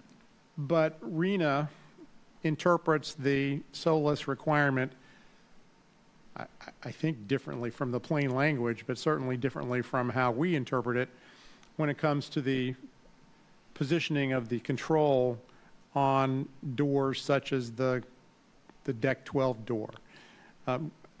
It seems, I think, from the language, that the requirement clearly requires that the control be outside the door, but RENA interprets it differently. And their interpretation is based upon the distinction between different operations, I think. And they view this as, since the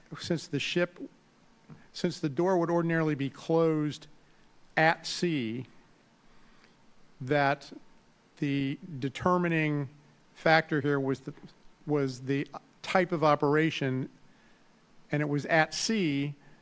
That's how they interpreted this, as then not requiring the control to be on the outside. They didn't look at the fact that there actually are different types of operations, in port, at sea, and in port, as we see from these circumstances, there was a very important reason to have that control on the outside. But that's the basis of RENA's interpretation, is this distinction between in port and at sea. Do I have that right? Yes, sir. Do the SOLAS construction requirements for fire boundaries differentiate? I'm sorry, let me, after this casualty, did the vessel owner, which is Grimaldi, did they make any modifications to the location of operating controls for hydraulic garage doors on this vessel or other vessels that, that they control? Yes, they did. And are we satisfied now that Grimaldi at least has appropriately interpreted that regulation and that they have followed through and made the modifications necessary to ensure that controls are properly positioned outside any other doors that are similar to this one on deck 12? Certainly on this vessel and its sister vessels, but we feel that there's a potential that other doors on these types of vessels and Grimaldi vessels might have the same configuration, Right. and we propose a recommendation to address that. So well worth a good thorough look to make sure we're getting it right. Yes, sir. Yeah. Thank you. Thanks, Chair. Thank you. Member Inman. Do we know if they had performed testing on these doors, basically went through additional techniques or maintenance, including the one on deck 12? Yeah, so these hydraulic garage doors, like other systems on the vessel, were included in their preventative maintenance system. They would have had periodic checks to ensure they function correctly. We know that this door was operating properly. It had been opened the day of the casualty on the way into port. We've spoken a lot about this control panel, but was there another way of closing this door beyond that control panel? And I'm looking for the manual portable hand pump. Yes. So there's actually two other methods. They both needed to be carried out directly adjacent to that control panel within the space. There was a manual manipulation that you could do, actually manually moving the hydraulic valves locally there. And then in the event of loss of hydraulic pressure, there was a portable hand pump that could be manually hooked up and actuated to supply hydraulic pressure in order to actuate the door. So that hand pump was located in the engine room. So we're talking about if they had even the opportunity, I don't just play this scenario. There's 3 ways to close this door, but all of them were located directly inside, which is still not the safe area. So even though there's redundancies here, those redundancies would not have worked. That is correct. And we're talking about deck 12, but you said the portable hand pump is located in the engine room. Where is that? So like we stated before, there's 4 of these doors on the vessel, similar configurations. They had 1 portable hand pump that could be used at each door if needed. So that was located in the engine room in a centralized location where people knew where to find it. Sorry, Bart. I was getting from the fact it was the door was at the very top of the ship. The pump's in the very bottom of the ship. Yeah. Just a long way away, right? Yes. For that particular door, yes. Have we looked at any other investigations or done any others that where there was onboard fire and they had an accessibility issue regarding watertight doors? So specifically to NTSB investigations, we didn't cite any here in the report. We did cite an investigation of the auto banner, which occurred in Korea several years ago. And within that report, they cite challenges with operating similar doors due to controls being located inside the space. Okay. Nancy, I'm going to ask you a couple. I'm trying not to get back into my fire science that much, okay? That's okay.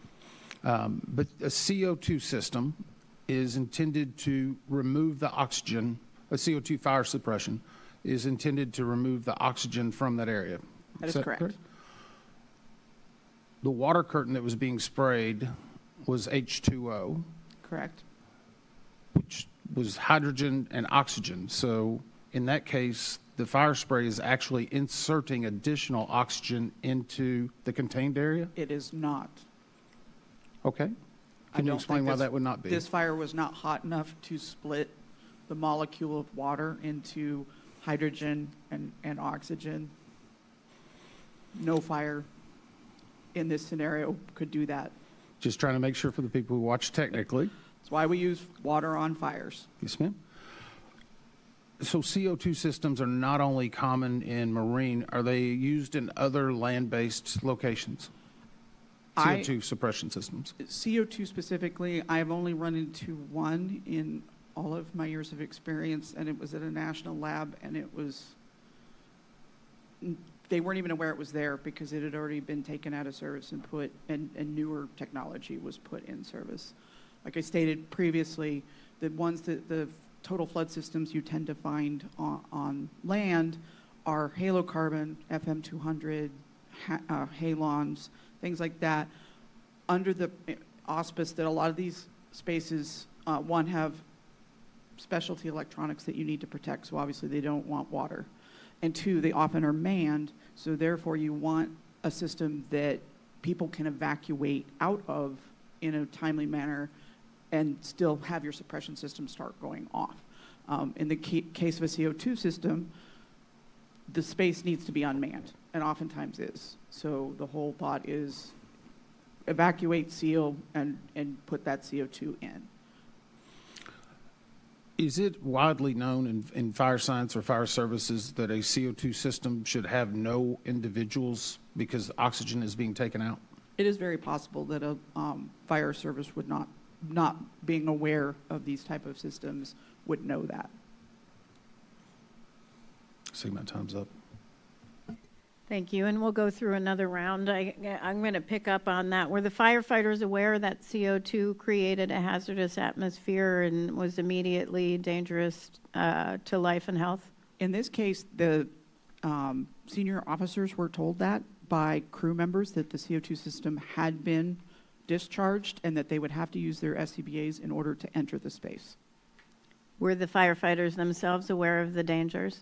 I'm not aware that they were. Okay.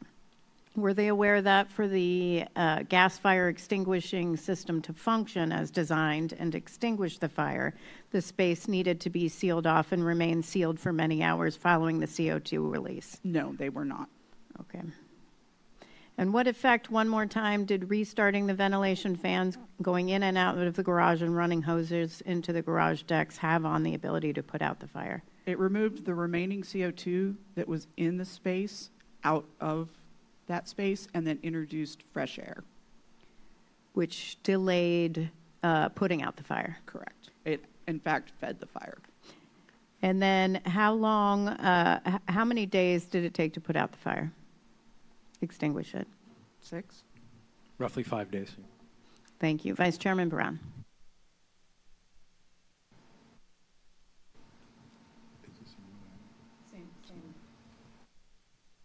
No further questions. Thank you. Member Graham. Member Chapman. Just a quick follow-up on the CO2 system. Is this a one-shot deal? You hit the button and it releases all the CO2, or would there have been a reserve supply? Since, in this case, the system was designed to be a one-shot deal for the largest space, which was another cargo space, and I think also included the engine room.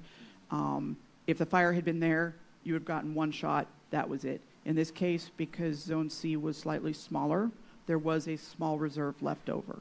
So had they been able to find a way to close that garage door, it's conceivable they could have done a second release, and that would have been helpful? It would have been helpful. It would have obviously not been the same amount that was required under initial discharge, but it would have been helpful. Right. Thank you. Member Inman. None for this round. Okay, then we're going to take a break, 10 minutes. We'll come back at 11:30 to begin our third round, which is focused essentially on firefighter training and preparedness, as well as the ship employees. Thank you. All right, we're back in session and ready to move on to the third issue area, which is land-based firefighter response and shipboard firefighter training for land-based firefighters. We will start with Vice Chairman Brown. Thank you, Chair. On the topic of land-based firefighter response, we know a security guard on deck called 911. Is it normal for someone outside the ship to place the call? I think certainly if someone were to notice a fire on board a vessel, yeah, that would be their first reaction, is to notify local authority. Why didn't the ship captain call for assistance when they realized they weren't able to fully close the garage door? At that point, they were still utilizing the onboard fire suppression system. So they were still actively engaged in their onboard response, in which they had received training for, and they knew was the best method to extinguish a fire inside the cargo space. So would an earlier call for assistance have made a difference? I certainly wouldn't disparage anybody from contacting local authorities as soon as possible. You know, in this particular instance, given the circumstances of an international ship in port, crew trained in marine vessel firefighting, once they discovered the fire, that training kicked in and they started a process. That process started with notification. They were fortunate that they were right on scene when the fire was discovered. Notification was rather quick. Following that, they moved on to the second process, and that was to engage the fire. They did that. Following that, once they became unable to further do that, they engaged the fire using SCBAs and hose lines. When that didn't work, they moved on in the progression and they evacuated the space. They then sealed the space, and then they utilized the extinguishing system that the vessel was designed with, and that they had the best chance of extinguishing the fire, even though deck 12 door remained open. So to summarize, given the circumstances here and the many things that needed to be done as quickly as possible, staff certainly thinks that the crew's response was appropriate. But with that being said, I certainly wouldn't disparage anybody from contacting local authority as soon as possible. Who was in charge of the fire response strategies? The ship captain and crew, or the land-based firefighter team? So during the initial response, before the fire department got there, naturally it was the vessel's captain. Once the fire department got there, that needs to be a unified response. And in this instance, I think the results show that the fire department was unprepared and that coordination wasn't effective. How was the command structure communicated to everyone responding to this fire? Certainly we would expect the land-based responders to be versed in their incident command. And we would expect a land-based firefighting municipality that responds to these fires to know if they were properly trained, the structure on board the vessel, and that the captain is in overall command, and we would hope that that would be their first point of contact and discussion with the vessel master. I read in the report that one barrier to effective communication may have been language differences. This was an Italian ship with a crew who had varying levels of proficiency in English. Is that correct? I think I've seen that in some reports as well. I can speak on personally here. I interviewed most of the vessel crew, often several times, and I had no problem communicating with them. Do all sailors, like airline pilots, speak English? I would say no, not all sailors speak English. Senior vessels officers on this particular vessel all did speak English, yes. Do ports usually have translators available? So this is an area, because we determined that language barrier wasn't an issue here, we didn't look into this that much. So I don't know if there's translators readily available to assist in this. I'm out my time. Thank you. I'm guessing we're gonna have a lot of questions in this area, so I'll probably be a little more stringent on this one. So, Member Graham. Thank you. The draft finding 9 states that by directing firefighters into the fire protection zone and failing to notify all those firefighters that the CO2 extinguishing system had been activated, the incident commander and the other on-scene chiefs exposed the firefighters to additional and unnecessary risk. Focusing on the failure to notify all those firefighters of the CO2 situation, which was immediately dangerous to life or health, was that solely due to marine-specific factors like the impaired radio communications? So I think we should be very clear here, and the staff feels that Newark Fire Division, the responding land-based firefighters, should not have gone into the space. The best method to extinguish that fire was to work with the crew to close deck 12 door and allow CO2 to function. That obviously didn't happen. So that's why we believe the fire did as much damage as it did. So to answer your question, yeah, the responding firefighters, many of them were not aware that CO2 had been released, and it put them into danger going into the space. And then your second part was the communication issue. What was the question? Correct. Yeah. Yes. I'm looking, what was the communicate? Was that the sole purpose? They had a hard time communicating with the crews, or did they not attempt to communicate? Do we know? So with respect to the notification that CO2 had been released, I don't think it was an issue of radio communications why they weren't notified, because they had to walk up the stern ramp past the incident commander in order to access the vessel. And he could have easily turned to them and told them that a suppression system had been utilized. That wasn't done. So I don't think the radio communication played into them not knowing that CO2 was released. Okay. Well, let's talk about what they should have done when they showed up. Since the CO2 system had been activated, should these crews should they have stood by, or should they have gone up and assisted with the cooling of the bulkheads? Right. The best thing they could have done was first initially engage with the vessel senior leaders, the vessel captain, to understand exactly the situation. Once they were informed that CO2 was released and that no one was within the space, there was not an immediate danger to anybody in that space, they should have acknowledged that CO2 system, in order for it to properly function, is the space needs to be sealed. Knowing that deck 12 door was open, they would have concentrated their efforts to assist the crew to close the deck 12 door.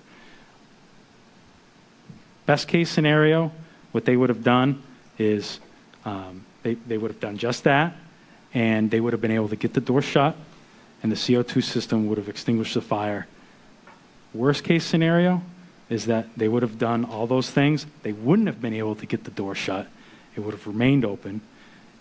It would have still taken 5 days to extinguish the fire, but no one would have went into the space and no one would have died. Okay. So was there a command handoff at all, a formal command handoff from the captain to the unified command or the incident commander from the shore base during this fire? Not in the formal sense that you and I are thinking of, no. The captain remained on the bridge. They're trying to direct the vessel's response initially. Eventually, there was some communication between him and the Battalion Chief 5, who was operating as the commander on Deck 12. But the incident commander on Deck 3 never had any formal face-to-face interaction with the vessel's master. Yeah. Well, even later on, as the fire was raging, I believe the incident commander sent the 2nd Battalion Chief B4 and the ladder company L4 to aid in the inspection and firefighting, but never informed them of the CO2 situation. Is that correct?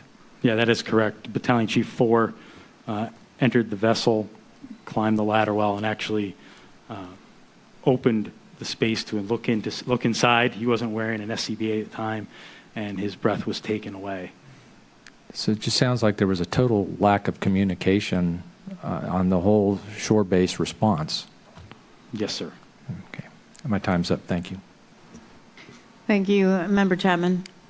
Thank you, Chair. I know we're joined today by the loved ones and colleagues, a number of them, of the 2 firefighters who tragically lost their lives, and I certainly want to join my colleagues in expressing condolences to all of you. I'm sure this is a difficult day. Our goal here today, and I know we all share it, both the members and the staff, is to ensure that we take steps and make recommendations to help ensure that we're supporting our brave first responders and that we don't see a similar situation like this. And we thank you for your courage in being here today and frankly helping us in that effort.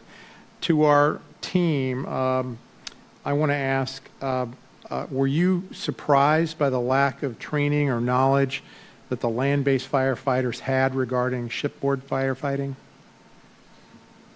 No, thank you for the question, and I know I answered this in our pre-meeting, and I gave it some thought after. And initially when we first responded,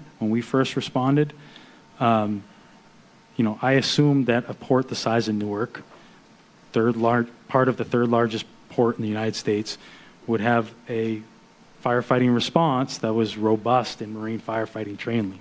That's what I assumed. After this investigation, looking at other investigations that we've conducted in other agencies, speaking informally to industry, no, I'm not surprised at all. This is an issue. It's a wide-ranging issue. Land-based firefightings lack the vessel-specific training needed to respond to these fires. We've seen it happen over and over again. Newark is not an outlier here. So no, before yes, now no. Yeah, that's an interesting insight because that was actually my initial reaction too. With, I understand land-based firefighters, they're not going to be dealing with this on a regular basis, but in a location like Newark with such a large port, I guess I would have thought that there might be at least some basic training or some awareness, but it does sound like this is and I know we have some other incidents cited in the draft that where we saw similar sorts of challenges. So I think this is one of the important lessons, and maybe some of the steps that we can take with our recommendations will help address that. We've talked a lot about the CO2 system. Are there other factors that make firefighting on board vessels unique and distinct from land-based firefighting?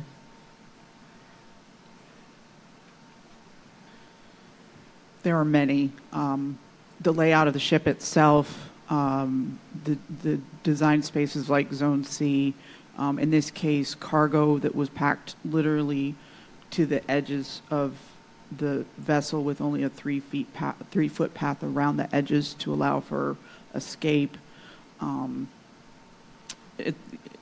Often it has been equated to a warehouse fire, but the warehouse is a building. That's a fire a firefighter understands, and they have been trained certain ways to get out of those fires. They don't apply on a ship, and that's why they needed training specifically, not necessarily this ship alone, but to just understand ships in general before going in and fighting that fire. And the lack of escape route is one of the big factors, correct? Correct. We've talked a little bit about the communications issues. It sounds like it was not language, but I know there were communications challenges. You've talked about some of those. Could you just reiterate generally what the communications challenges were? So the majority of those was the land-based firefighters relied on radios in order to communicate. Those radios weren't consistently reliable in this instance. The vessels are constructed mostly of steel. That hindered the use of these radios from effectively communicating. They had different frequencies they could try. They used both direct and repeater channel. Neither was better than the other. Some of them resorted to using cell phones as an alternative. And you indicated already, I believe, that we didn't find that language barriers were a particular challenge. I mean, so they were certainly cited as this perceived language barrier, and I think, obviously in an emergency, that perception can be heightened. But I can tell you that through every one of the firefighters that did cite that as maybe a potential issue, they all said that all in all, we were able to get the point across. And with that said, as I stated earlier, I communicated, granted in an interview setting, but I communicated extremely well with all of those individuals that I interviewed from the vessel. Thank you. Thank you, Chair. Thank you. Member Inman. Did the Port Authority or Ports America have an MOU with the Newark Fire Department? No, they did not. Not in respect to marine firefighting, no.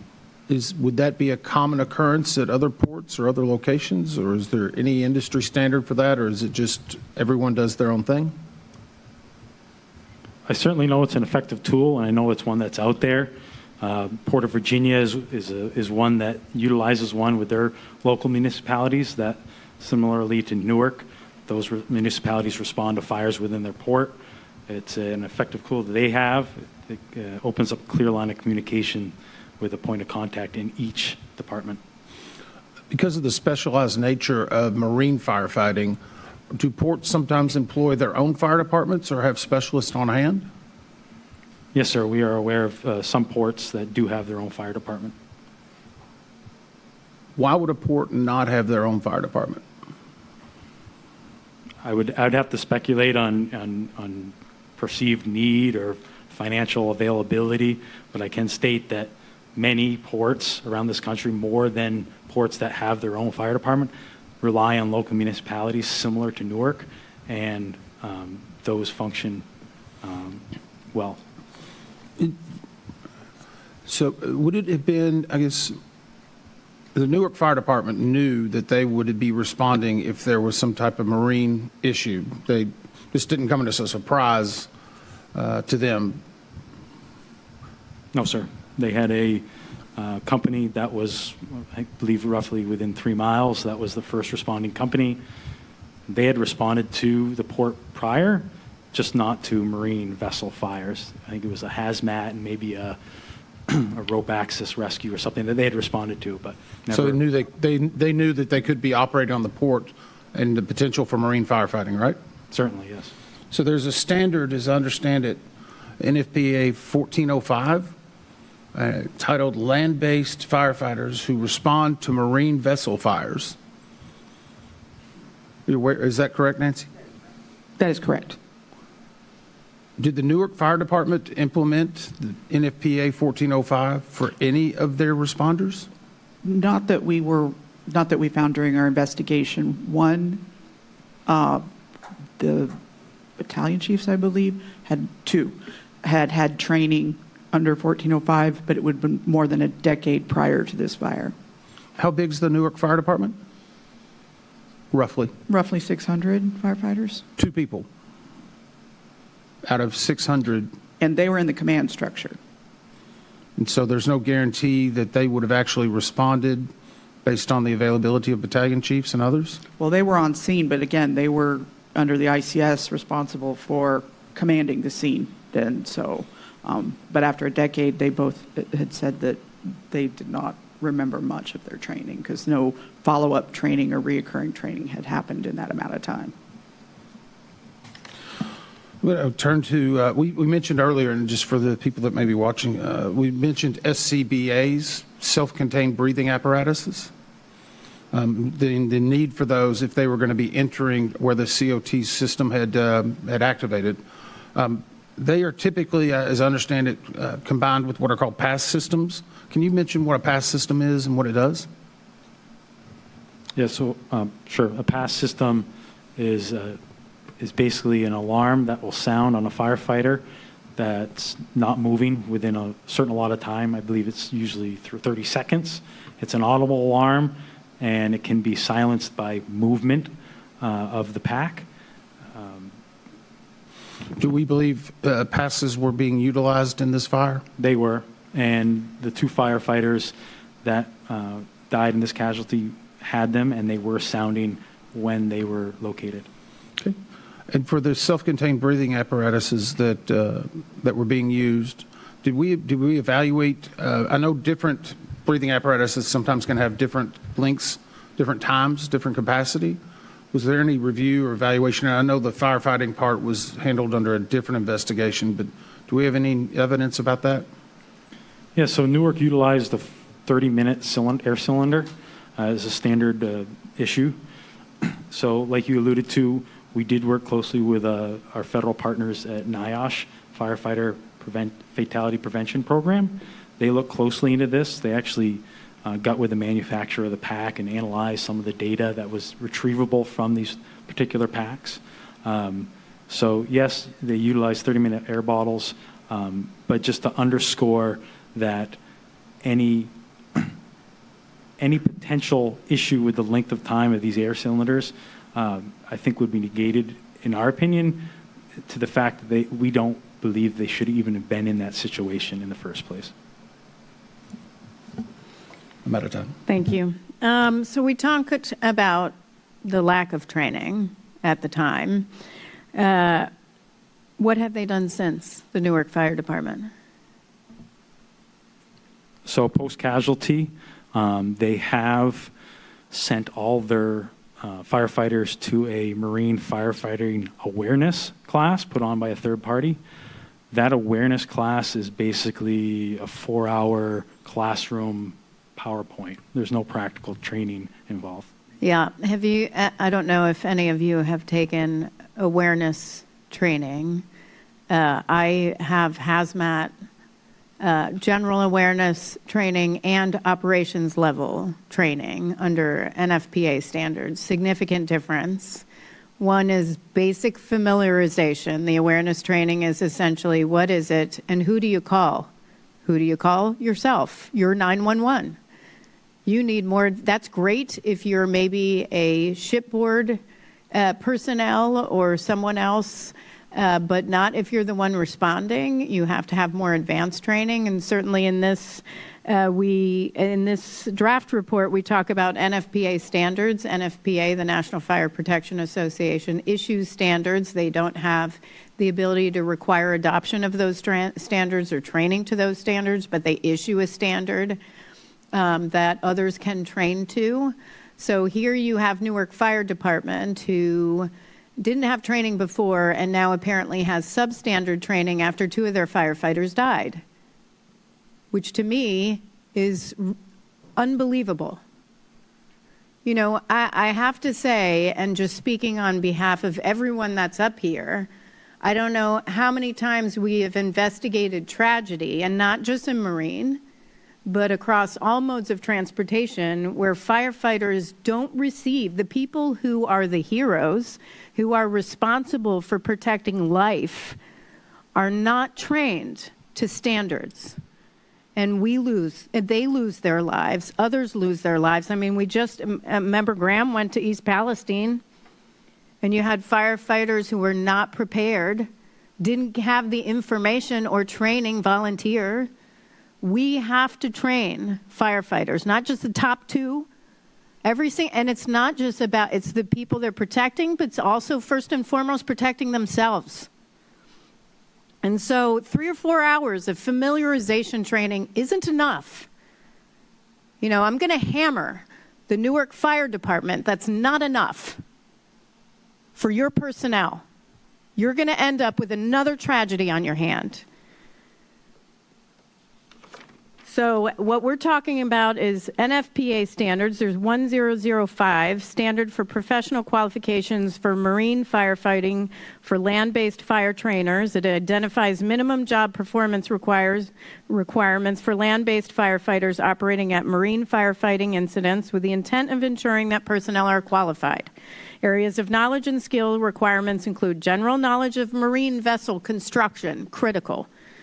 marine vessel terminology, structural hazards, the identification and recognition of the vessel's fire control plan, the ability to identify onboard fixed gas fire extinguishing systems, their activation times, and the hazards associated with controlling and extinguishing fires on vessels, and the types and capabilities of vessel communication systems, including methods for overcoming language barriers. And then there's another standard.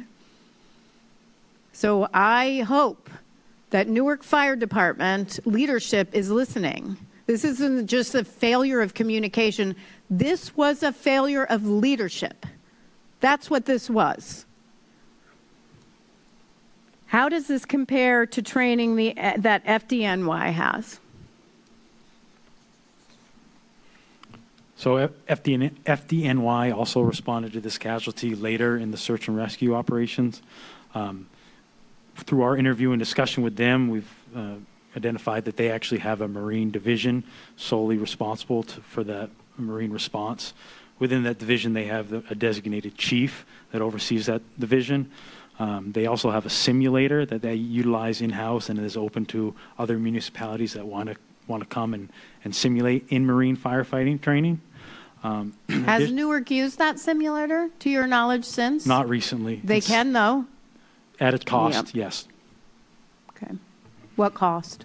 Curious. There is a cost. I'm not sure how much, but it's free for FDNY, but they charge other municipalities. Also, the FDNY, they conduct more frequent vessel tours, and they will send their Marine Division firefighters to recurrent specialized Marine firefighting training. Thank you. Vice Chairman Brown. Well, Chair, you made it, you brought it home on training for all of us, and that's one of the points I want to make, just to reemphasize. Training is something that I take very seriously as a former mayor. I understand that sometimes it takes a serious commitment of resources, both funding and time. And I'm concerned in this case that it seems while funding was specialized for firefighters training and responding to marine fires was made available, did I read this correctly, that there was not sufficient funding to pay the firefighters to actually attend that training? I don't believe that is in the report. That might have been in an interview discussion, that there was some challenges with funding to properly train everyone, yes. Well, I think funding should not be an option, especially if you're talking about saving lives. Thank you, Chair. I have no further comments. Thank you. Member Graham. Thank you, Chair. I'll go back to the training. All my mariners in the front row there, if you're a crew member on a ship, are you a trained firefighter? You're trained in Marine vessel firefighting, yes. Every crew member, is that correct? Correct. Yeah. I was in the Navy. I was an aviator, but I flew off an aircraft carrier. I was trained in shipboard firefighting. So I think that's a good note to shore-based fire departments that if you're going to be dealing with marine fires, you better get some training in it, and point's been driven home there. I really appreciate people that run towards trouble or run to a fire to put out a fire instead of the rest of us who probably run away from it. And I was thinking about East Palestine and those young kids, they were kids, that volunteer firefighters that had no clue what they were standing next to with burning tank cars. And I look at this ship and I see a lot of eager firefighters that want to help get the fire out. But I think we have some human factors issues here maybe with, there's a time to run towards the fire and try to put it out, and there's maybe a time when you need to stand by and maybe just cool the bulkhead and wait to respond. Would you agree with that? 100%. Yeah. I don't know how we address that here, but I just wanted to bring that up. Thank you, Chair. That's all I have in this section. Excellent point, and one I'm sure we all share. Member Chapman. Thank you, Chair. No further questions here, but I do think this training issue is a very important one, and I had forgotten, frankly, about the circumstances of East Palestine, where we saw these young, untrained volunteer firefighters going into just a horrific situation had no idea the risks to which they were exposing themselves. So I think this is another lesson for us in terms of the importance of. They're very brave folks, but we need to make sure that they've got the tools that they need in terms of their training. Member Inman. Okay, now you've got me mad too. Already was. No, not yet. Are we going to restart the clock? Okay. Restart at 2 minutes. I interrupted. Sorry. No, it's okay. Yeah, we were resetting to 2. I don't know what's happening. Yeah, I don't know what happened there. 5 minutes. Sorry. I know you don't know the cost of the simulator, but we do a lot of things with simulators. Is there any chance that the cost to rent the simulator would be $15.7 billion? No. I bring that number up because the Port of New York, New Jersey was happy to tout that that was the amount of tax revenue in 2022 that they delivered to the city. I only comment on that. What's the cost of the lives of the 2 firefighters and the families that are sitting here right now in regard to just having that type of training, or at least the ability to know what they were going into? While I'm on that point, there was an incident commander that was on scene, correct? And then the deputy chief of the department? The deputy chief of the department was the incident commander. Partway through the casualty, approximately when the 2 firefighters when the search and rescue operation began, the chief of the department arrived as well. He did not assume incident command. Incident command remained with the deputy chief. And so did we interview the deputy chief as part of our investigation? Yes, sir. And what is the status of that deputy chief that oversaw, as the incident commander, these 2 fatalities and the damage that occurred to the ship and others? I'm not aware of his current position within the department. I do know that the chief of the department no longer works for the department or the city. Is the deputy chief still employed with the department? I do not know that. Does anyone on the panel know? Okay. It's okay if we don't. I think, and I know we're careful not to name individual names, but I think it's worth at least looking into, to say the least.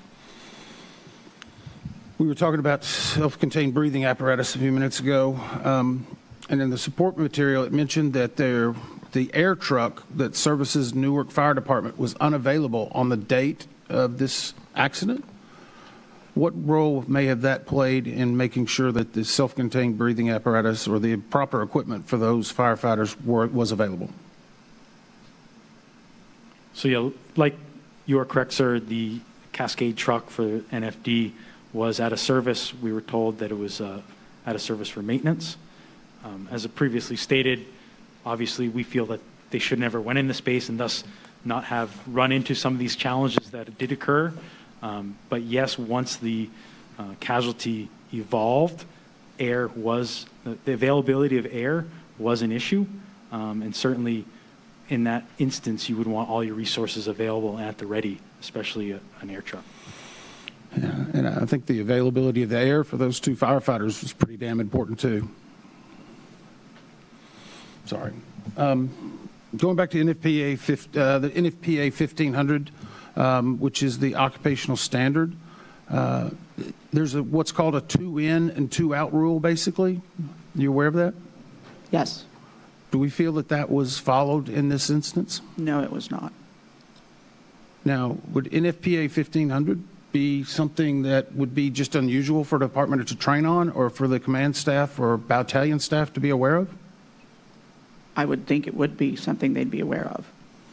I think it's, as I understand it, it's mandatory for any paid volunteer department to be under at least OSHA laws, is my understanding. But that seems like it would be one of the most minimum standards, would be the protection and the welfare of the actual firefighters. I agree. You can just keep adding to the list.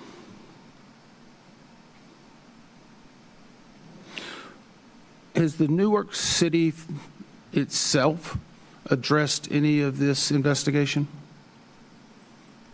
Could you repeat that, please? Is Newark City itself, any of the Newark City officials outside of just the fire department, have they addressed anything in regard to this investigation that we're aware of? And if it's outside of the scope, please say so. It's okay.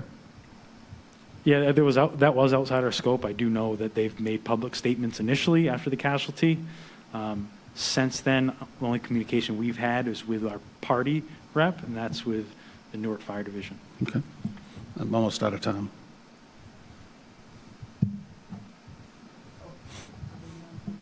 Sit in. We'll keep going. I have a couple more as well. Did the firefighters, I mean, you can talk about leadership, but the firefighters themselves know that all shipboard employees had evacuated? Yes, they did. Why go in then?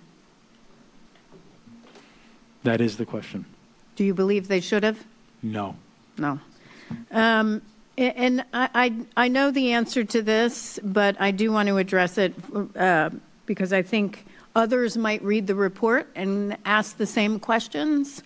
And I do want to thank the International Association of Firefighters for submitting their party submission on October 11th, 2024. That's very helpful when parties submit materials that we can read.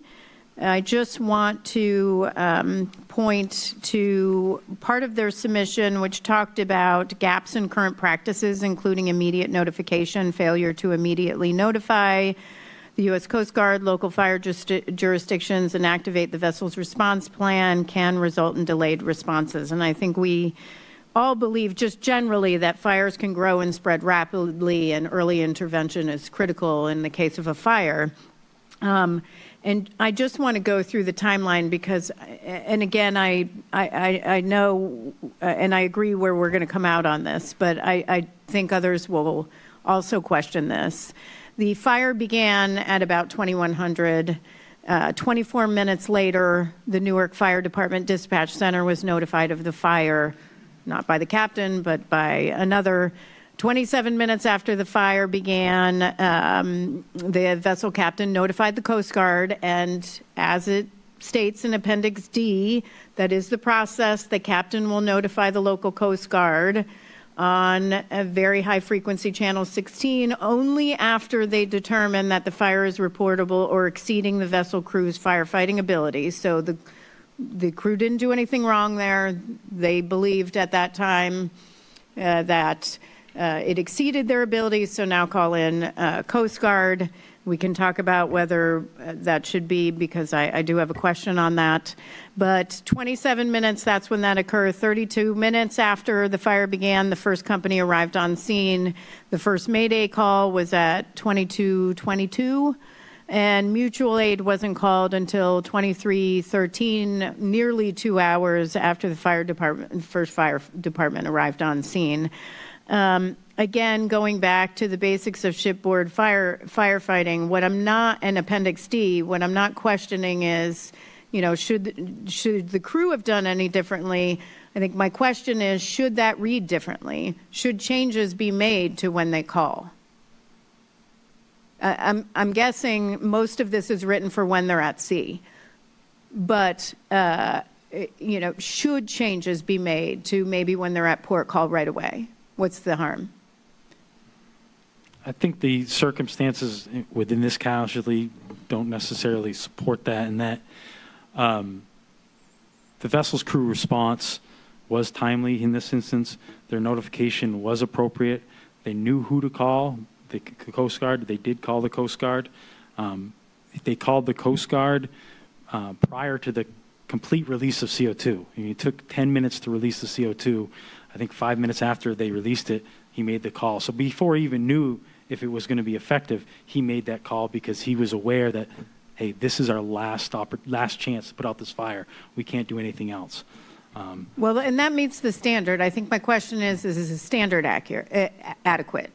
Should they call earlier? You know, like I said, I don't think, I said this previously, I'm not going to discourage anybody from calling earlier. I just don't think in this particular instance that, considering Newark's ineffective response, it would have helped any. It might Given have the lack of training, Correct. lack of knowledge, people got out, and you don't believe they should have gone in? Correct. Okay. That is, and I am out of time. Thank you for that. I do have additional questions, but I'll turn it over to Vice Chairman Brown. Yeah, just a couple of more questions here. What role do unions like longshoremen play in training shoreside personnel to help respond in the event of a fire like this? So certainly, the shoreside employers do have an obligation to properly train their employees, but we would not expect that training to include any kind of response by them in order fighting a fire. We want them to be aware of dangers aboard a vessel and be able to evacuate.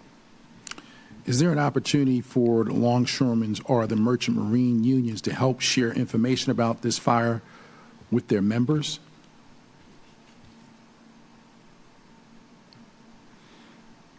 Yes, I think any kind of media advisory or any kind of recognition of this report is certainly, within the industry, will certainly make people aware. But I'll be honest with you, the thing that's going to have the greatest effect is requiring those, in this instance, Ports America and American Maritime Services, to adequately train their employees. And we have a recommendation to address that. One last question. Do most ports have an OSHA office on site or a designee liaison? I'm not aware of that. I can certainly follow up with you. I do know they have regional offices and assets similar to what you'd expect to see in the Coast Guard, where they have a headquarters here in D.C. and then regional offices. So I do know OSHA has that, but I don't know if each port has one. Well, the reason why I asked that, because I wanted to know how often do shoreside personnel train for emergencies like this fire, and is there a standard schedule, a recommended schedule? So yes, in this instance, they had very limited training. There was no schedule. We feel that marine firefighting training is needed extremely bad here, and then that training should be recurrent. So yeah, typically recurrent training on this style marine firefighting is every 5 years. Thank you. I have no further questions. Thank you. Member Graham. None in this section, but I got to catch up.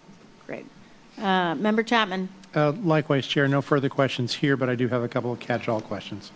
Member Inman. You mentioned at one point in the report, there's a discussion on Mayday calls, and you kind of briefly mentioned it. Can you provide some further details on those Mayday calls? That's just, were they coming from different sources, different frequencies, comm systems? Who received them? Was it clear that who was responding, who was in distress? So within NFD, the firefighters, there was different methods to broadcast a Mayday. There is actually a push button on your radio that would broadcast an automated Mayday, and there obviously you could key your mic and verbally broadcast a Mayday call for help. The Maydays that we've included in our report were obtained through NFD's dispatch transcription of the events. They captured two distinct Mayday events. One, we were able to attribute to the captain that was in the space because we were able to interview him after. He acknowledged issuing a Mayday, but couldn't remember exactly what he said. So therefore, we couldn't attribute which Mayday was his and which Mayday was from one of the other firefighters, one of the other three firefighters that was within two firefighters that was within Deck 10 at the time with him. I know there's also discussion about you reviewed other cases, and I want to go back to Vice Chairman Brown's actually hometown with Jacksonville, Florida.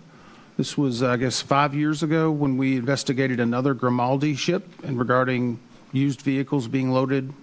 Is that accurate? Yes, sir, that is accurate. It was a Grimaldi-owned vessel, different operators. And what happened in that instance? And maybe not the facts of, but there was a fire. Yeah. But what also occurred that's similar to this investigation? Yes, definitely similarities. There was a fire on board. There was a response by land-based firefighters. There was gaps identified in their training.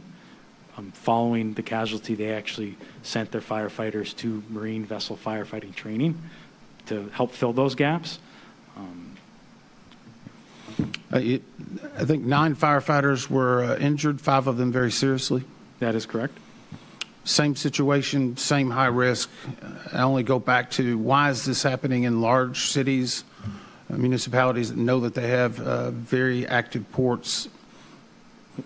Yeah, so one thing I neglected to mention was that the one major difference between these two casualties was in that instance, the fire originated within the cargo, one of the used vehicles, whereas this fire in Newark, it originated obviously in a pusher vehicle that was not a cargo vehicle. But these types of ships where they're taking used vehicles somewhere else in the country, do they have a higher risk associated with them? Compared to what? Container ships. That wasn't within our scope. Just maybe Eric, do you have a thought on that? The team looked into some of the data available primarily from global marine insurers. What it tends to be is between 2013 and 2022, for example, from Allianz, which is one of the largest, and they exceed our look here in the United States domestically or the NTSB's purview where it's damage over a certain amount. You can vary from 0 ro-ro fires a year and loss of a vessel to up to 10 at one specific year. But in this case, what the trend seems to be from the global insurers is the frequency of events goes down, but the dollar amount, if they're concerned, the losses go up for specific events as the vessels get larger, container ships and ro-ro ships, and both of those types of vessels are identified as vessels that do have fires, but not particularly at a greater rate than other vessels, just bigger outcomes. We talk about similarities whenever we're seeing things, and I guess this may be a good chance just to at least give awareness for those port operators that are doing a lot of these used carbs movements, that they should probably consider the increased risk associated with that after this finding. I don't think any of us want to be back here another 2 or 3 years from now talking about somebody else that died. If people don't watch or listen, it's their fault. Why can't they just get the message? Sorry, I've run out of time. With that said, it is critical that the state of New Jersey and other states fund firefighter departments and companies and provide funds for that training. That is crucial. Speaking of training, I wanted to talk about the mutual aid really quick, which the Newark Fire Department had called on mutual aid around 2313 from neighboring New Jersey communities, including Jersey City and counties of Bergen, Hudson, Essex, Middlesex, Morris, Passaic, and Union. The search and rescue strike team that consisted of 11 agencies, different fire departments, Hoboken, Hackensack, Morristown, you name it. What was training like for those entities that provided mutual aid other than FDNY? The majority of units that arrived via mutual aid were called after the firefighters had broadcasted the Mayday and were disoriented in the space and they were searching for them. So those mutual aid companies specialized in search and rescue. That was their area of expertise. Okay, thank you very much. Do you happen to know if they get the training? I do not. Okay, no. All right, regarding communications, we did find well, at least on page 63, the responding land-based firefighters unanimously reported that communicating via radio during the casualty was extremely difficult and unreliable, and that these difficulties in communications also hampered their response and search and rescue operations. Can you talk about that a little bit? Are there alternatives? Well, first of all, talk about the challenges, then talk about are there alternatives to what they were doing? So yeah, the challenges were that radios don't work well in a steel box. So they were having to exit the space in order to communicate with command. They were using their cell phones. It wasn't an effective method. So how to prevent that is the most important thing is acknowledgement of it. So you need to be prepared that, hey, your radio is not going to work on this vessel. So NFPA has recommendations on how to combat that. The use of physical runners, the use of onboard systems such as their telephones, the sound-powered phones, different methods that might work better in these types of emergencies. Yeah, in this case, firefighters were left alone in spaces. Due to that communication issue, yes. Yeah, and normally firefighters, it's 2 in, 2 out. Yes. Yes, that is correct. One of the firefighters had to exit the space in order to communicate the status of the fire, leaving one of the firefighters alone on the hose line. Vice Chairman Brown. The U.S. Coast Guard was the lead federal agency for this casualty. How did they respond and investigate? So the Coast Guard, as part of their mission, they're not primary in the firefighting, but they do act in the support role. So obviously they received notification of the fire. They coordinated with the on-scene unified command the following morning. They supplied both investigators and vessel inspectors to assist in that. As the day progressed and the casualty progressed into 3, 4, 5 days, they brought experts from their headquarters that specialized in salvage and engineering, also marine safety. They worked closely with the salvers in order to ensure the vessel stayed upright with pumping all the firefighting water on board and ultimately successful extinguishment of the fire. That was just the beginning. After that, they stood up a District 1 formal investigation. So they had a team of 5 investigators and support staff that worked very closely with us. It was a great relationship and continued throughout our entire investigation. They also supplied technical expertise from their Marine Safety Center, so it was very helpful. One last question. What does the staff think the main takeaway or lessons learned from this accident? You have to be trained. You have to be properly trained when you respond to marine vessel fires. In this particular instance, if they had been, they should never have went inside. So the main takeaway, you have to be trained. Yes, for sure. That is the main takeaway. Knowledge is power. Correct, sir. It'll save your life. Literally. Thank you for your leadership and work and your team on an excellent job you all did Thank on you, this Vice Chair. investigation. Thank you. Member Graham? No? Okay. Member Chapman? Member Inman? Just a couple of small follow-ups, and I'm going to echo the chair in that the IAFF, the International Association of Firefighters submittal was very helpful. I know I've got a follow-up meeting with them next week. They've been very strong advocates, and I hope we can work with them on a lot of things. I mean, their job is to try to make sure that their members get home alive, first and foremost. So they also, they referenced in their party submission that the EMS, or basically additional units regarding EMS, they were asked if they were needing EMS or have any, and they, 14 minutes after arrival, said, no, we don't. I know we're not looking at survivability factors like we may in some other cases, but is that also an issue that would normally be addressed, that you would have EMS or basically additional search and rescue teams on hand if you're into a marine firefighting? Yeah, I believe that's always a good thing to have. In this particular incident, it was the initial on-scene commander's interpretation that the fire was not a big deal, that they had successfully there was an initial fire on deck 12 that was successfully put out by the vessel crew, and I believe that they initially thought that the fire was out, and that's why they initially canceled mutual aid, which included the EMS personnel.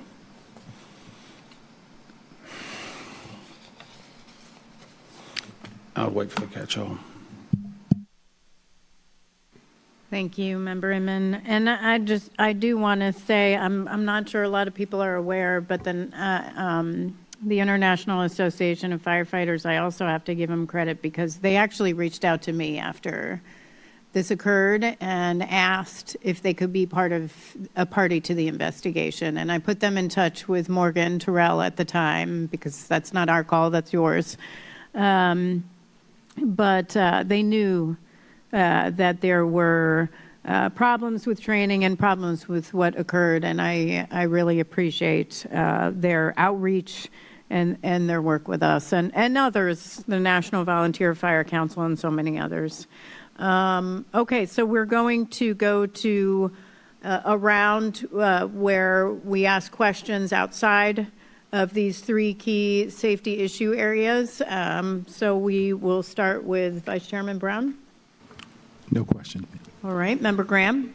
Thank you, Chair. I want to ask a couple questions about lack of emergency procedures for shoreside personnel.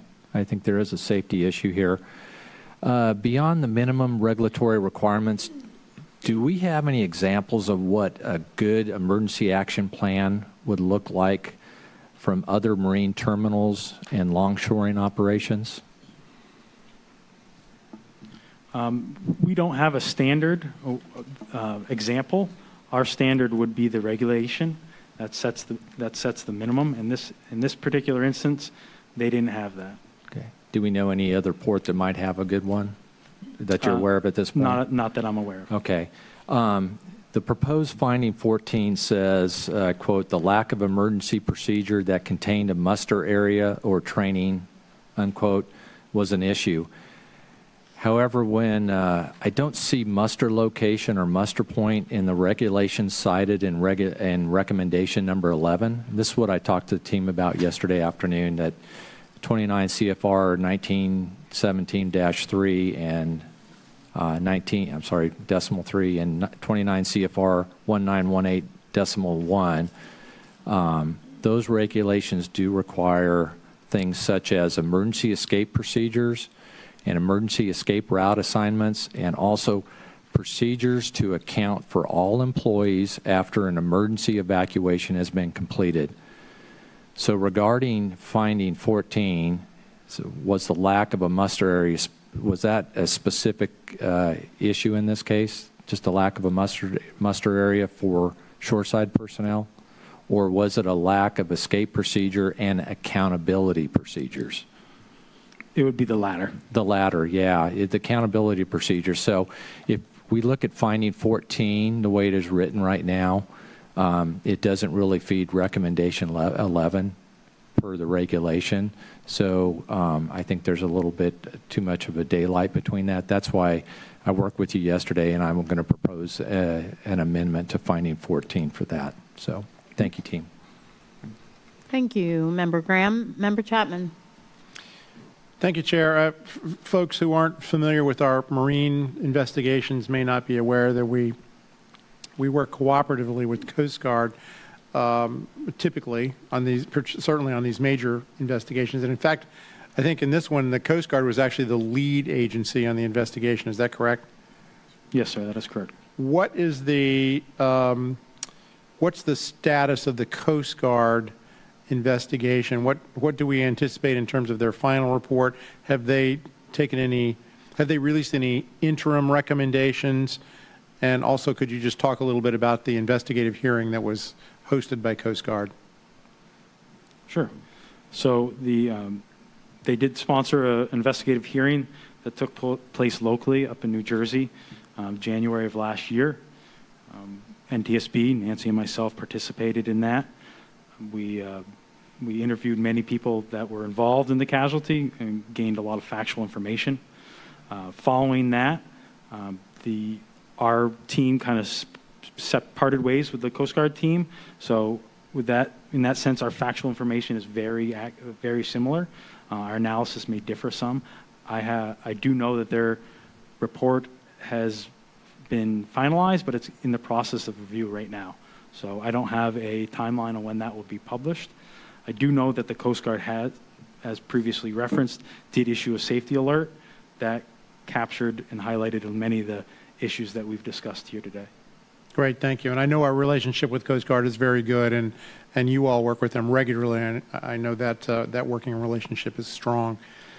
And then finally, I want to ask about an issue of particular concern based on some of the work I've done in my past life with regard to batteries and some of the safety concerns with batteries. I don't believe that there were any used electric vehicles being transported on this particular vessel, but I'm wondering, are used electric vehicles permitted on roll-on, roll-off vessels? Yes, they are. We have highlighted, NTSB has highlighted through some of our other work the risks associated with firefighters' lack of awareness of how to respond to electric vehicle fires, and I think you probably know that the risk with battery fires are pretty severe. Are you all concerned about that, and is this something that we should, well, I assume you would agree this is something we need to keep a close eye on going forward? Yeah, I would certainly agree with that, and the IMDG code has provisions specifically to address batteries in used vehicles. And then I know our office director might have something to add with respect to electric vehicles on vessels.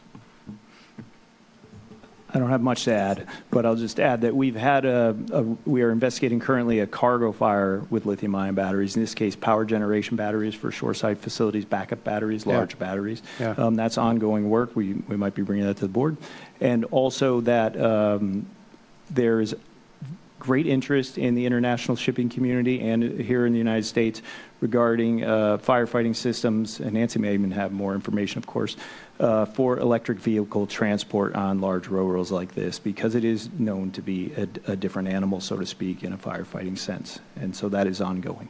Thank you. I appreciate that. Look, some of these gadgets we rely on, they're amazing, and the technology, battery technology, continues to improve, but there are risks involved here, and transporting these things in bulk capacity, certainly as cargo, raises risk, but having these roll-on, roll-off vehicles and potentially having, used electric vehicles maybe not in the best of shape on board, I mean, we're looking at some potential problems there going forward. So at any rate, I appreciate your comments on that. I think that's something we should keep a close eye on.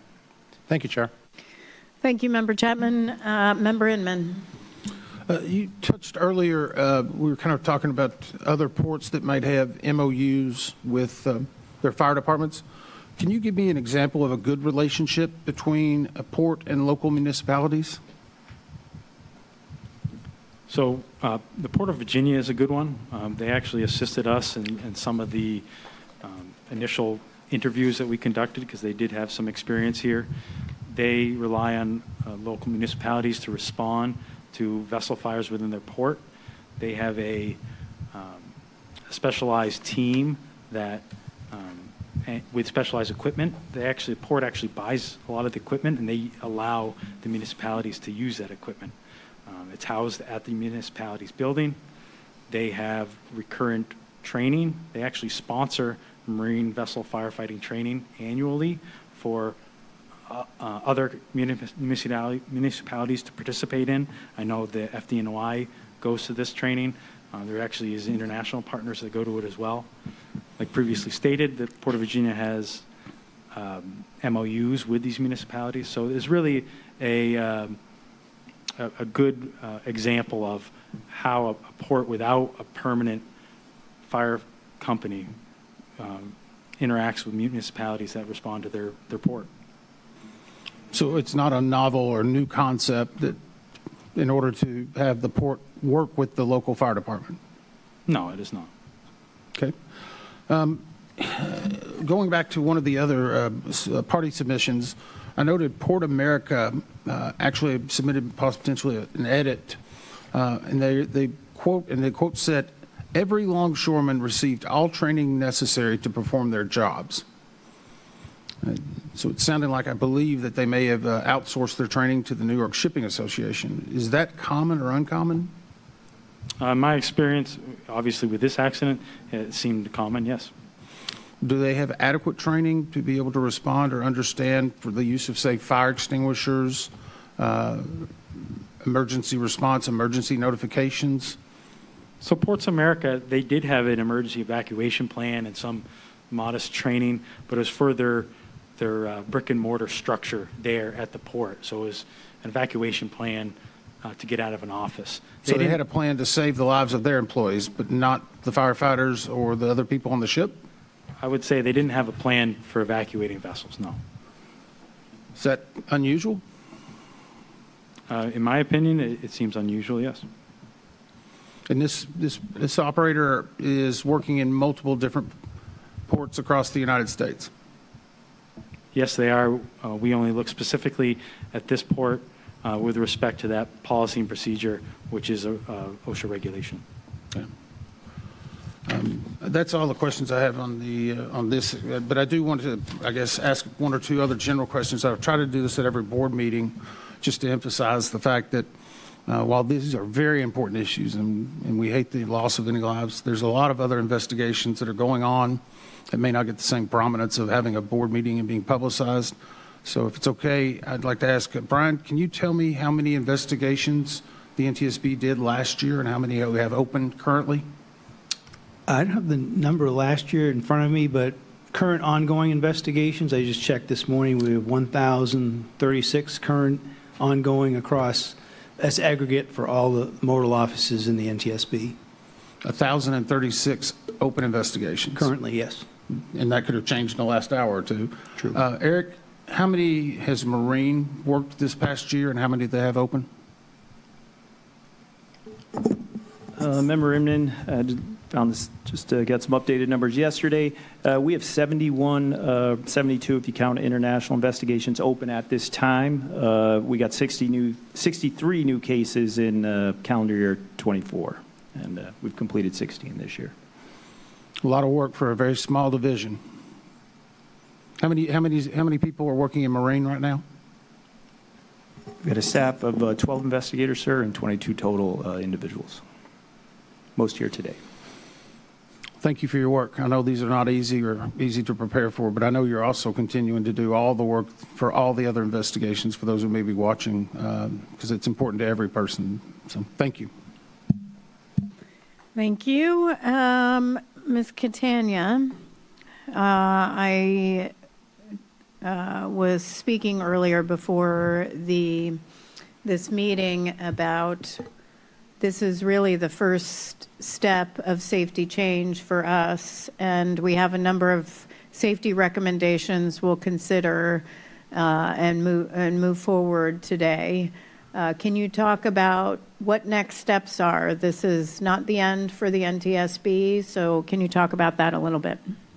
Yes, thank you, Chairman. And it is not the end. After the board meeting, the Office of Safety Recommendations and Communications will work with the NTSB staff, board members, and our key stakeholders to raise awareness and visibility on these key safety issues and urge progress on these recommendations. We will engage with recommendations recipients to ensure that they understand the actions required to further safety in marine operations and vessel firefighting. We will monitor their progress toward implementing the recommendations, and that includes working with the recipients to identify alternatives that may address safety issues if the recipient believes they are unable to take the recommended action. We will, of course, advise Congress and federal regulators about our recommendations, and we will monitor related legislative or regulatory efforts, and we will share our information through available communication channels to amplify our recommendations, emphasizing the importance of enhancing firefighter training and establishing procedures for fire and emergency preparedness on marine vessels. Thank you very much. And also, hopefully, we will be considering a few safety alerts, one of which I'll raise, a second of which I'll raise in the when we talk about the recommendations. What's our success rate on recommendation adoption generally? I believe it's 80%, but Scott, correct? Yes, Chair, I think it's north of 80%. Yeah, so I read a lot about how the NTSB doesn't have any teeth because we don't issue regulations or mandates. And just to address that, we don't want it. And the reason why is because the second we issue a requirement or a mandate, we have to do a cost-benefit analysis. And for the federal government, the life of your loved one is worth about $11.6 million. We think the life of your loved one is priceless, doesn't have a price tag. And so for us, it is our focus is, and rightfully should be, what could have prevented this from occurring, what would prevent it in the future, not what is cost feasible. We should be putting forth recommendations that will save lives. So thank you very much for answering all of our questions. We will now move on to proposed findings, the proposed probable cause, and proposed safety recommendations. And we'll start with you, Mr. Curtis. Please read the proposed findings. Certainly, Chairman Hamady. As a result of this investigation, staff proposes 14 findings. Number 1, the ship's mechanical equipment and electrical systems were not causal to the fire. Number 2, given the vessel crew's inability to put the fire out with handheld fire extinguishers and fire hoses, the captain's decision to secure the fire protection zone and activate the vessel's fixed fire extinguishing system, even with the deck 12 hydraulic garage door open, was appropriate. 3, based on the witness accounts of the fire, the manufacturer's recall warning that the Jeep model transmission fluid was susceptible to overheating when used in rigorous off-road conditions, the Jeep's post-fire damage, and the Jeep's operating history in rigorous industrial conditions pushing non-running vehicles onto vessels, the fire originated when the Jeep's transmission fluid boiled over and ignited on a hot engine surface. 4, as a passenger vehicle, the Jeep was not suitable for use as a power industrial truck because it did not meet Occupational Safety and Health Administration's power industrial truck standards. 5, other ports may not be aware of the Occupational Safety and Health Administration's interpretation that vehicles used as pusher vehicles, pushing non-running vehicles onto vessels, must comply with its power industrial truck standards. 6, the absence of operating controls outside the protected space at the deck 12 hydraulic garage door prevented the crew from safely closing the door, which resulted in the inability of the carbon dioxide extinguishing system to extinguish the fire. 7, because the deck 12 garage door did not have operating controls outside of the protected space, the vessel did not meet International Convention for the Safety of Life at Sea fire boundary construction requirements, which are critical for containing vessel fires. 8, the incident commander and other on-scene Newark Fire Division chiefs reduced the effectiveness of the carbon dioxide extinguishing system, ultimately increasing the severity of the fire by directing the firefighters to actively engage the fire in the fire protection zone where the extinguishing system had been activated, which allowed more carbon dioxide out and more oxygen in, contrary to general marine firefighting convention. 9, by directing firefighters into the fire protection zone and failing to notify all of those firefighters that the carbon dioxide extinguishing system had been activated, the incident commander and other on-scene Newark Fire Division chiefs exposed the firefighters to additional and unnecessary risk. 10, the smoky, unfamiliar, and immediately dangerous to life or health conditions likely caused two firefighters to become disoriented and unable to find their way out of the garage, which led to their deaths. 11. The Newark Fire Division's lack of marine vessel firefighting training left land-based firefighters unprepared to respond to a vessel fire, resulting in an effective response that contributed to the fire's spread and the vessel damage, and led to the firefighter casualties. Number 12.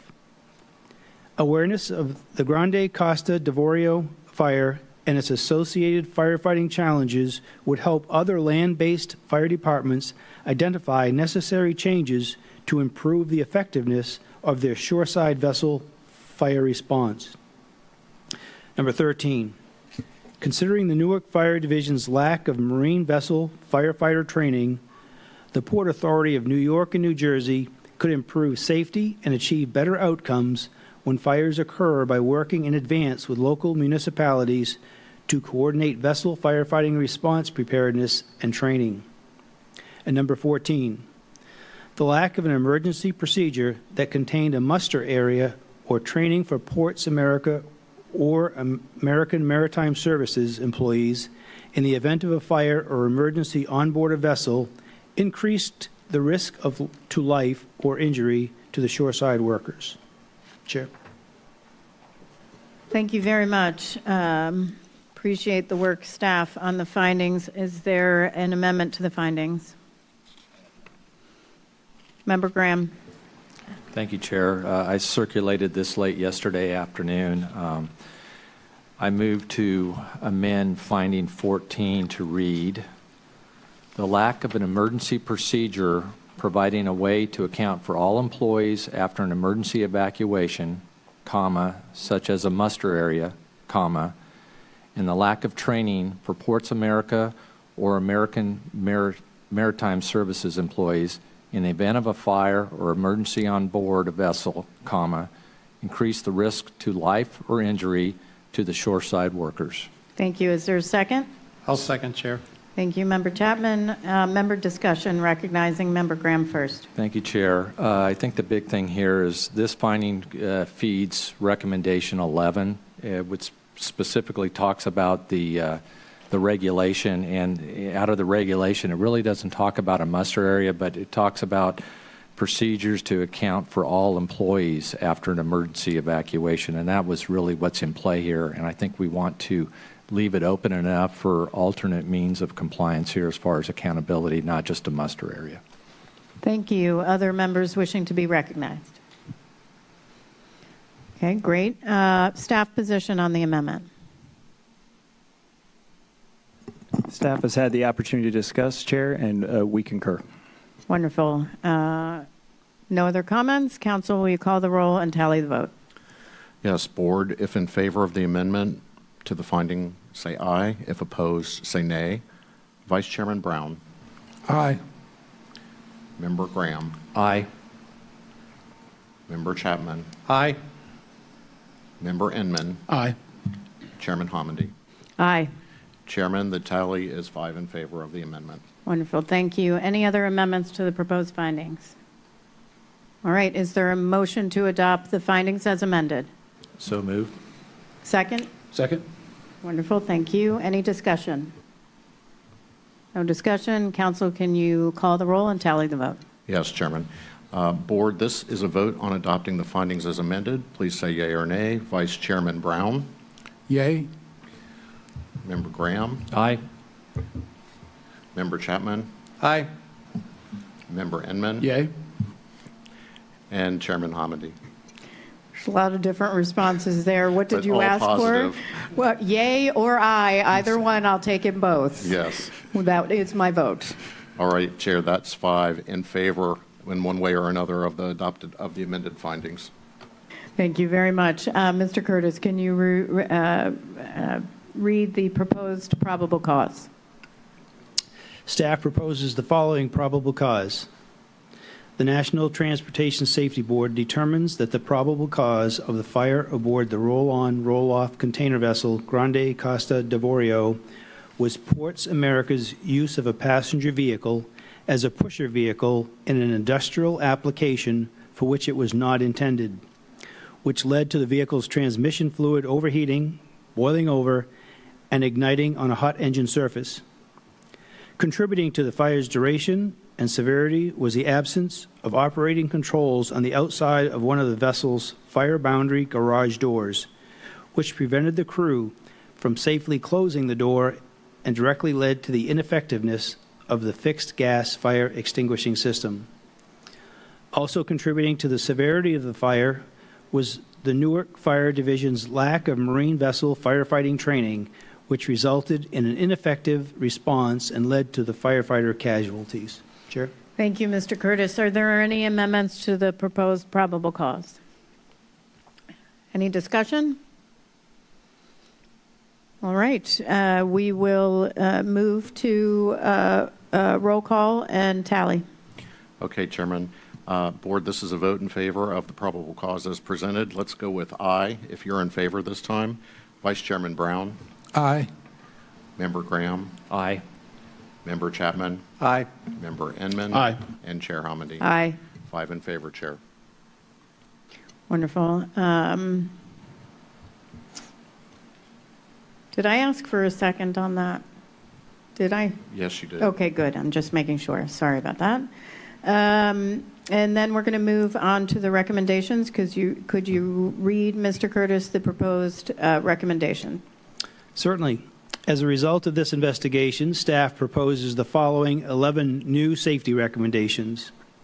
1, to the U.S. Coast Guard. Number 1, submit a proposal to the International Maritime Organization to clarify and emphasize that the existing International Convention for the Safety of Life at Sea regulation requiring that all openings capable of admitting air into or allowing gas to escape from a protected space can be closed from outside the protected space applies regardless of their expected operational condition when in port or at sea. 2 recommendations to the Occupational Safety and Health Administration. Number 2, inform your field personnel of the circumstances of the Grande Costa D'Avorio fire and provide guidance to assist Occupational Safety and Health Administration compliance officers in proper enforcement of the powered industrial truck requirements, Title 29 Code of Federal Regulations 1917.43 and 29 Code of Federal Regulations 1918.65 at marine terminals and during long shoring operations to assure safe and healthy working conditions. Number 3, inform your field personnel of the circumstances of the Grande Costa D'Avorio fire and provide guidance to assist Occupational Safety and Health Administration compliance officers in proper enforcement of the emergency procedures requirements, Title 29 Code of Federal Regulations 1917.30 and 29 Code of Federal Regulations 1918.100 at marine terminals and during long shoring operations to ensure safe and healthy working conditions. 1 recommendation to the Newark Fire Division. Number 4, require all chiefs and first responding companies and units that respond to vessel fires at Port Newark to complete specialized marine firefighting training that includes both classroom and practical firefighting training and is based on the National Fire Protection Association's standards. 1 recommendation to the Port Authority of New York and New Jersey. Number 5, establish procedures to facilitate training, drills, and vessel familiarization tours for responding firefighters to enable them to better prepare and respond to fires and other emergencies at your facilities and onboard vessels.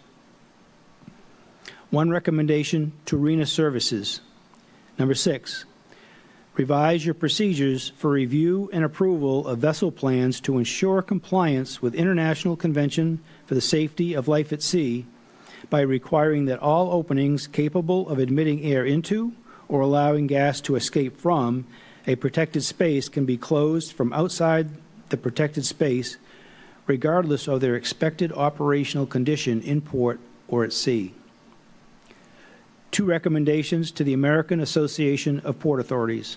Number 7, inform your members about the circumstances of the Grande Costa D'Avorio fire, highlighting that pusher vehicles used to load non-running vehicles aboard vessels are included in the Occupational Safety and Health Administration's definition of power industrial trucks and must comply with those standards.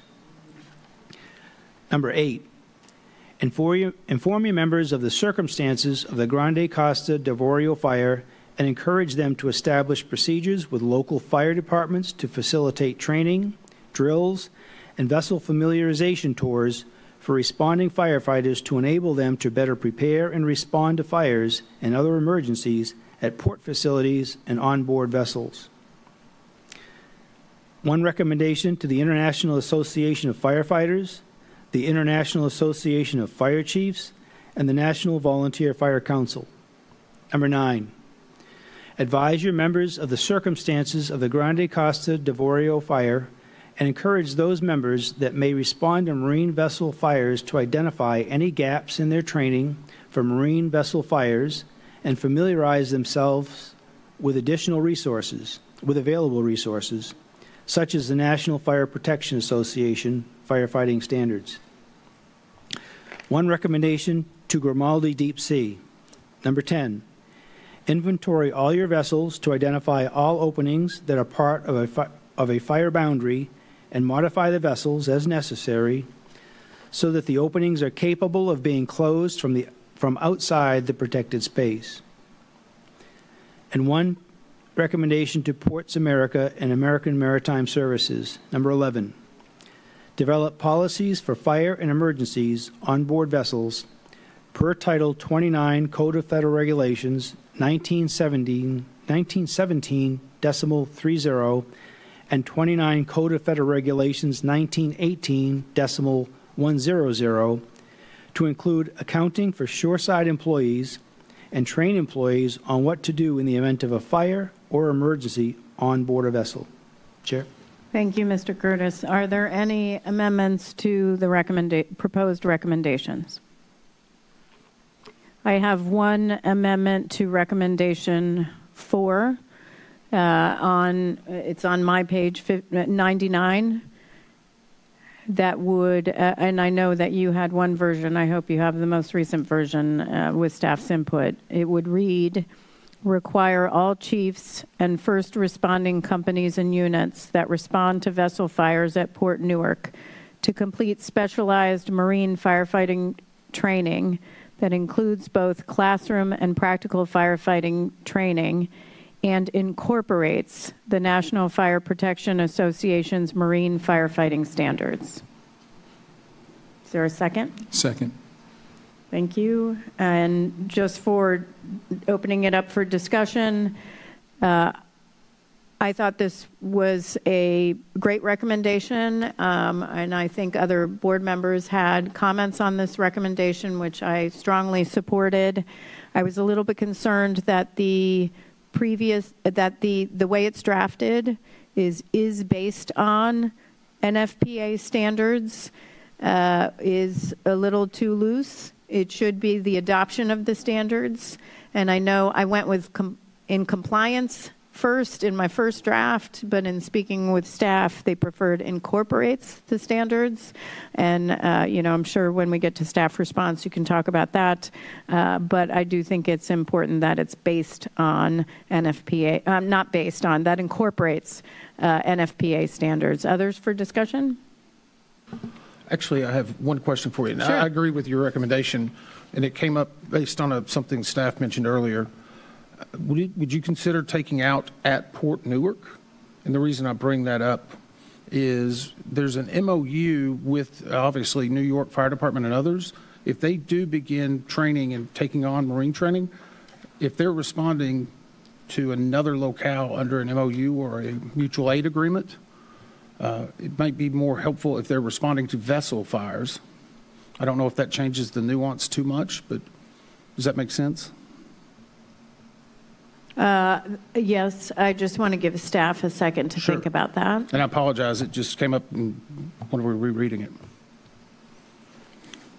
I want to make sure it's prescriptive enough, but it doesn't let them out if they, under their mutual aid, that they're going to help other ports. Yes, Does that make sense? I understand. I just want to make sure that they have a second to confer. Based on nodding heads and a brief discussion, we concur with Member Inman's suggestion as well, Chair. Okay, great. So we will take out at Port Newark, so it's broader and applies beyond just vessel fires at Port Newark, which I think is a good change. Thank you so much. Other discussion? No? Did I ask, did you second? Second. Thank you. I'm sorry, it's been a long few days. Both Member Inman and I both launched actually in New York on different accidents, so apologize. Can you, Mr. McMurray, go ahead and call the roll and tally the vote? Certainly, Chair. Board, this is a vote in favor of the amendment proposed to recommendation 4. Vice Chairman Brown. Aye. Member Graham. Aye. Member Chapman. Aye. Member Inman. Aye. And Member Chairman Homendy. Aye. Chairman, the vote is 5 in favor of adopting the amendment. Thank you very much. And we are going to now consider the recommendations as amended. Is there a second? Second. Thank you very much, Vice Chairman Brown. And is there any discussion on the recommendations? Any amendments to the recommendation further? Okay.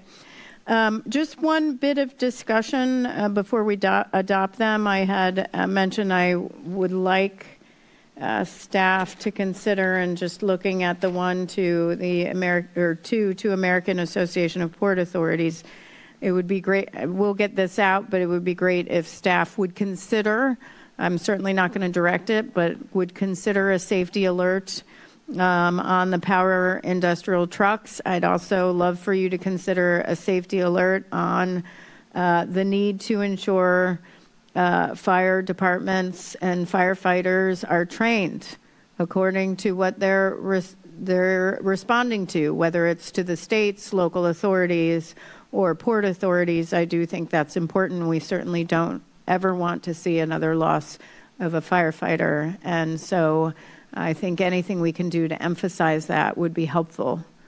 So if you can consider those, that would be helpful.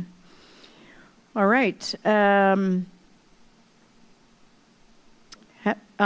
vote on the recommendations as amended, and Mr. McMurray? Yes, Chairman. On the recommendations as amended, Vice Chairman Brown. Aye. Member Graham. Aye. Member Chapman. Aye. Member Inman. Aye. And Chairman Homendy. Aye. Chairman, the vote tally is 5 in favor. Great, thank you. And moving to the entire report, are there any amendments to the report? I do have 4 amendments to the report that I hope to consider en bloc. I have passed out with, hopefully you have page numbers, but one is in the abstract, one is in the executive summary on page Roman numeral 7, the factual information on page 1, and the analysis on page 70. I have concerns about, currently the way it reads is, while attempting to put out the fire, 2 shoreside land-based firefighters got lost in one of the smoke-filled garage decks and died. I am very sensitive to victim blaming, and I know that's not what we are doing here, but I think we need to be cautious about what we are saying. I do understand that you're basing that on some of the comments, and let me stop there and ask if there's a second. I'll second. Thank you very much, Member Inman and Vice Chairman Brown. Just to continue, I do think we cannot say that. So my amendment in each of these areas would be consistent with the finding and state, while attempting to put out the fire, 2 shoreside land-based firefighters likely became disoriented and unable to find their way out of one of the smoke-filled garage decks and died. Second. Thank you. Any further discussion? It's a good amendment, Chair. Happy to support. Yeah, I would too. On the draft we got, it doesn't say of, so Yeah, just to oh. make sure it's clarified for Yeah, the it's of. council whenever they get it. Okay, thank you. Thank you very much. All right, we will, Mr. McMurray, we will go to a roll call and tally. All right, Chairman. Board, this is a vote in favor of en banc of the chairman's amendments to the report. Vice Chairman Brown. Aye. Member Member Graham. Aye. Member Chapman. Aye. Member Inman. Aye. And Chairman Homendy. Aye. Chairman, the vote is 5 in favor. Thank you very much. And any other amendments to the report? All right. And do I have a motion motion to adopt the report? Second. Second. Or I so move, sorry. Thank you. Second from the Vice Chairman. Appreciate that. And Mr. McMurray. All right, Board, this is adopting the report as amended. Vice Chairman Brown. Aye. Member Graham. Aye. Member Chapman. Aye. Member Inman. Aye. Chairman Homendy. Aye. 5 in favor, Chairman. Thank you so much. Does any member wish to reserve the right to file a concurring or dissenting statement? I do. I do as well. Others? All right, Member Inman and myself. Appreciate that. All right, our deliberations have now concluded, and when I'm done with my closing, I will open a, I don't usually do this, but I make it standard practice going forward. I want to allow my colleagues to also give a closing. I want to thank my fellow board members for their participation and preparation for today's meeting. I thought it was an excellent meeting, a lot of great questions, and I'd like to extend our sincere thanks to the staff. I mean, consistently, I have to say, and your colleagues are in the audience as well, the Office of Marine Safety does a phenomenal job, and we all recognize it, and we appreciate all your work, not only the office, but certainly the investigator in charge, Bart Barnum, and then Ms. McAtee for your fire expertise, always appreciated, but really appreciate all your work, and not just the Office of Marine Safety, but I also want to extend our thanks to the Office of Research and Engineering. Thank you so much, and certainly the Office of General Counsel, the Office of the Managing Director. I want to also extend our sincere thanks to the Transportation Disaster Assistance Office, who support the victims and families that are touched by tragedy, and also want to thank the Office of Chief Information Officer, the Digital Services Division, and certainly not last but not least, the Office of Safety Recommendations and Communications for its diligent work on advocacy to improve safety. And when acted upon, the recommendations we've issued today, we believe will save lives. I'd also like to thank the following organizations for their collaboration with us on scene and their role as parties to this investigation.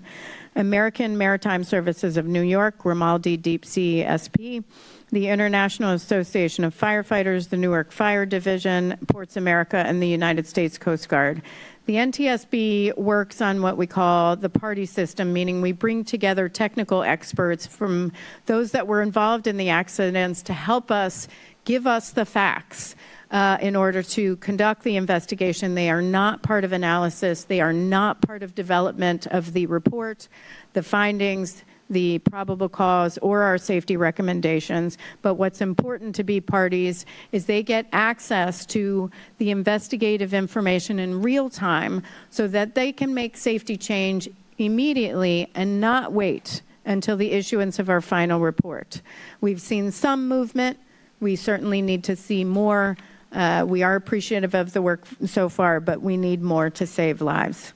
Finally, the NTSB looks forward to working with the following organizations to implement our safety recommendations: the American Association of Port Authorities, American Maritime Services of New York, Grimaldi Deep Sea, the International Association of Firefighters, the International Association of Fire Chiefs, the National Volunteer Fire Council, the Newark Fire Division, the Occupational Safety and Health Administration, the Port Authority of New York and New Jersey, RENA Services, and the U.S. Coast Guard. Finally, I want to once again extend our deepest sympathies to the families who lost loved ones in this terrible tragedy. Our hearts do go out to you. We do not forget you. We continue to work and will work with you towards implementation of each of our safety recommendations, whether it takes days, months, weeks, years. We will work on that. So thank you, and I do want to recognize, in order, any of my colleagues who would like to give any sort of closing remarks. Vice Chairman Brown? Well, thank you, Chair, for your leadership as Chair of the National NTSB. I want to thank the Chair and my colleagues on the board, but also she already mentioned the staff, but I want to thank the staff for the extraordinary job you did on this investigation and pulling everything together. Mr. Barnum, your team, and everyone she named, you do excellent work, and I want to thank you for it. I want to thank all the other staff who are here. We're a good team. We work together, and we only focus on safety, and I think that's important. That saves lives. Again, to the family, thank you for being here. Our hearts go out to you. As the Chair said, this is just the beginning and not the end, and we look forward to working with you. And I know I'll keep you in my prayers because I know that means a lot. So thank you for this opportunity to be here with us, and we look forward to working with you. Thank you, Chair. Thank you. Member Graham? Sure. Thank you, Chair. Thank you, staff, for a great job on this investigation. And once again, thank you, families, for coming. You will definitely be in my thoughts and prayers now and in the future as you heal. Thank you. Thank you. Member Chapman? Thank you, Chair, and thanks for the opportunity. Just want to repeat, thank you to the families. Thank you for your support today. All the best to all of you going forward. And thanks very much to our team for the great work on this investigation. Member Inman? I'm sorry for your loss. We're going to try to do everything we can so that no one has to come back and sit in this room again.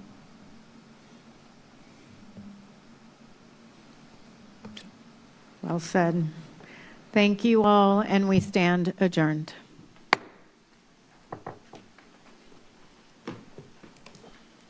Great job. Great job, team.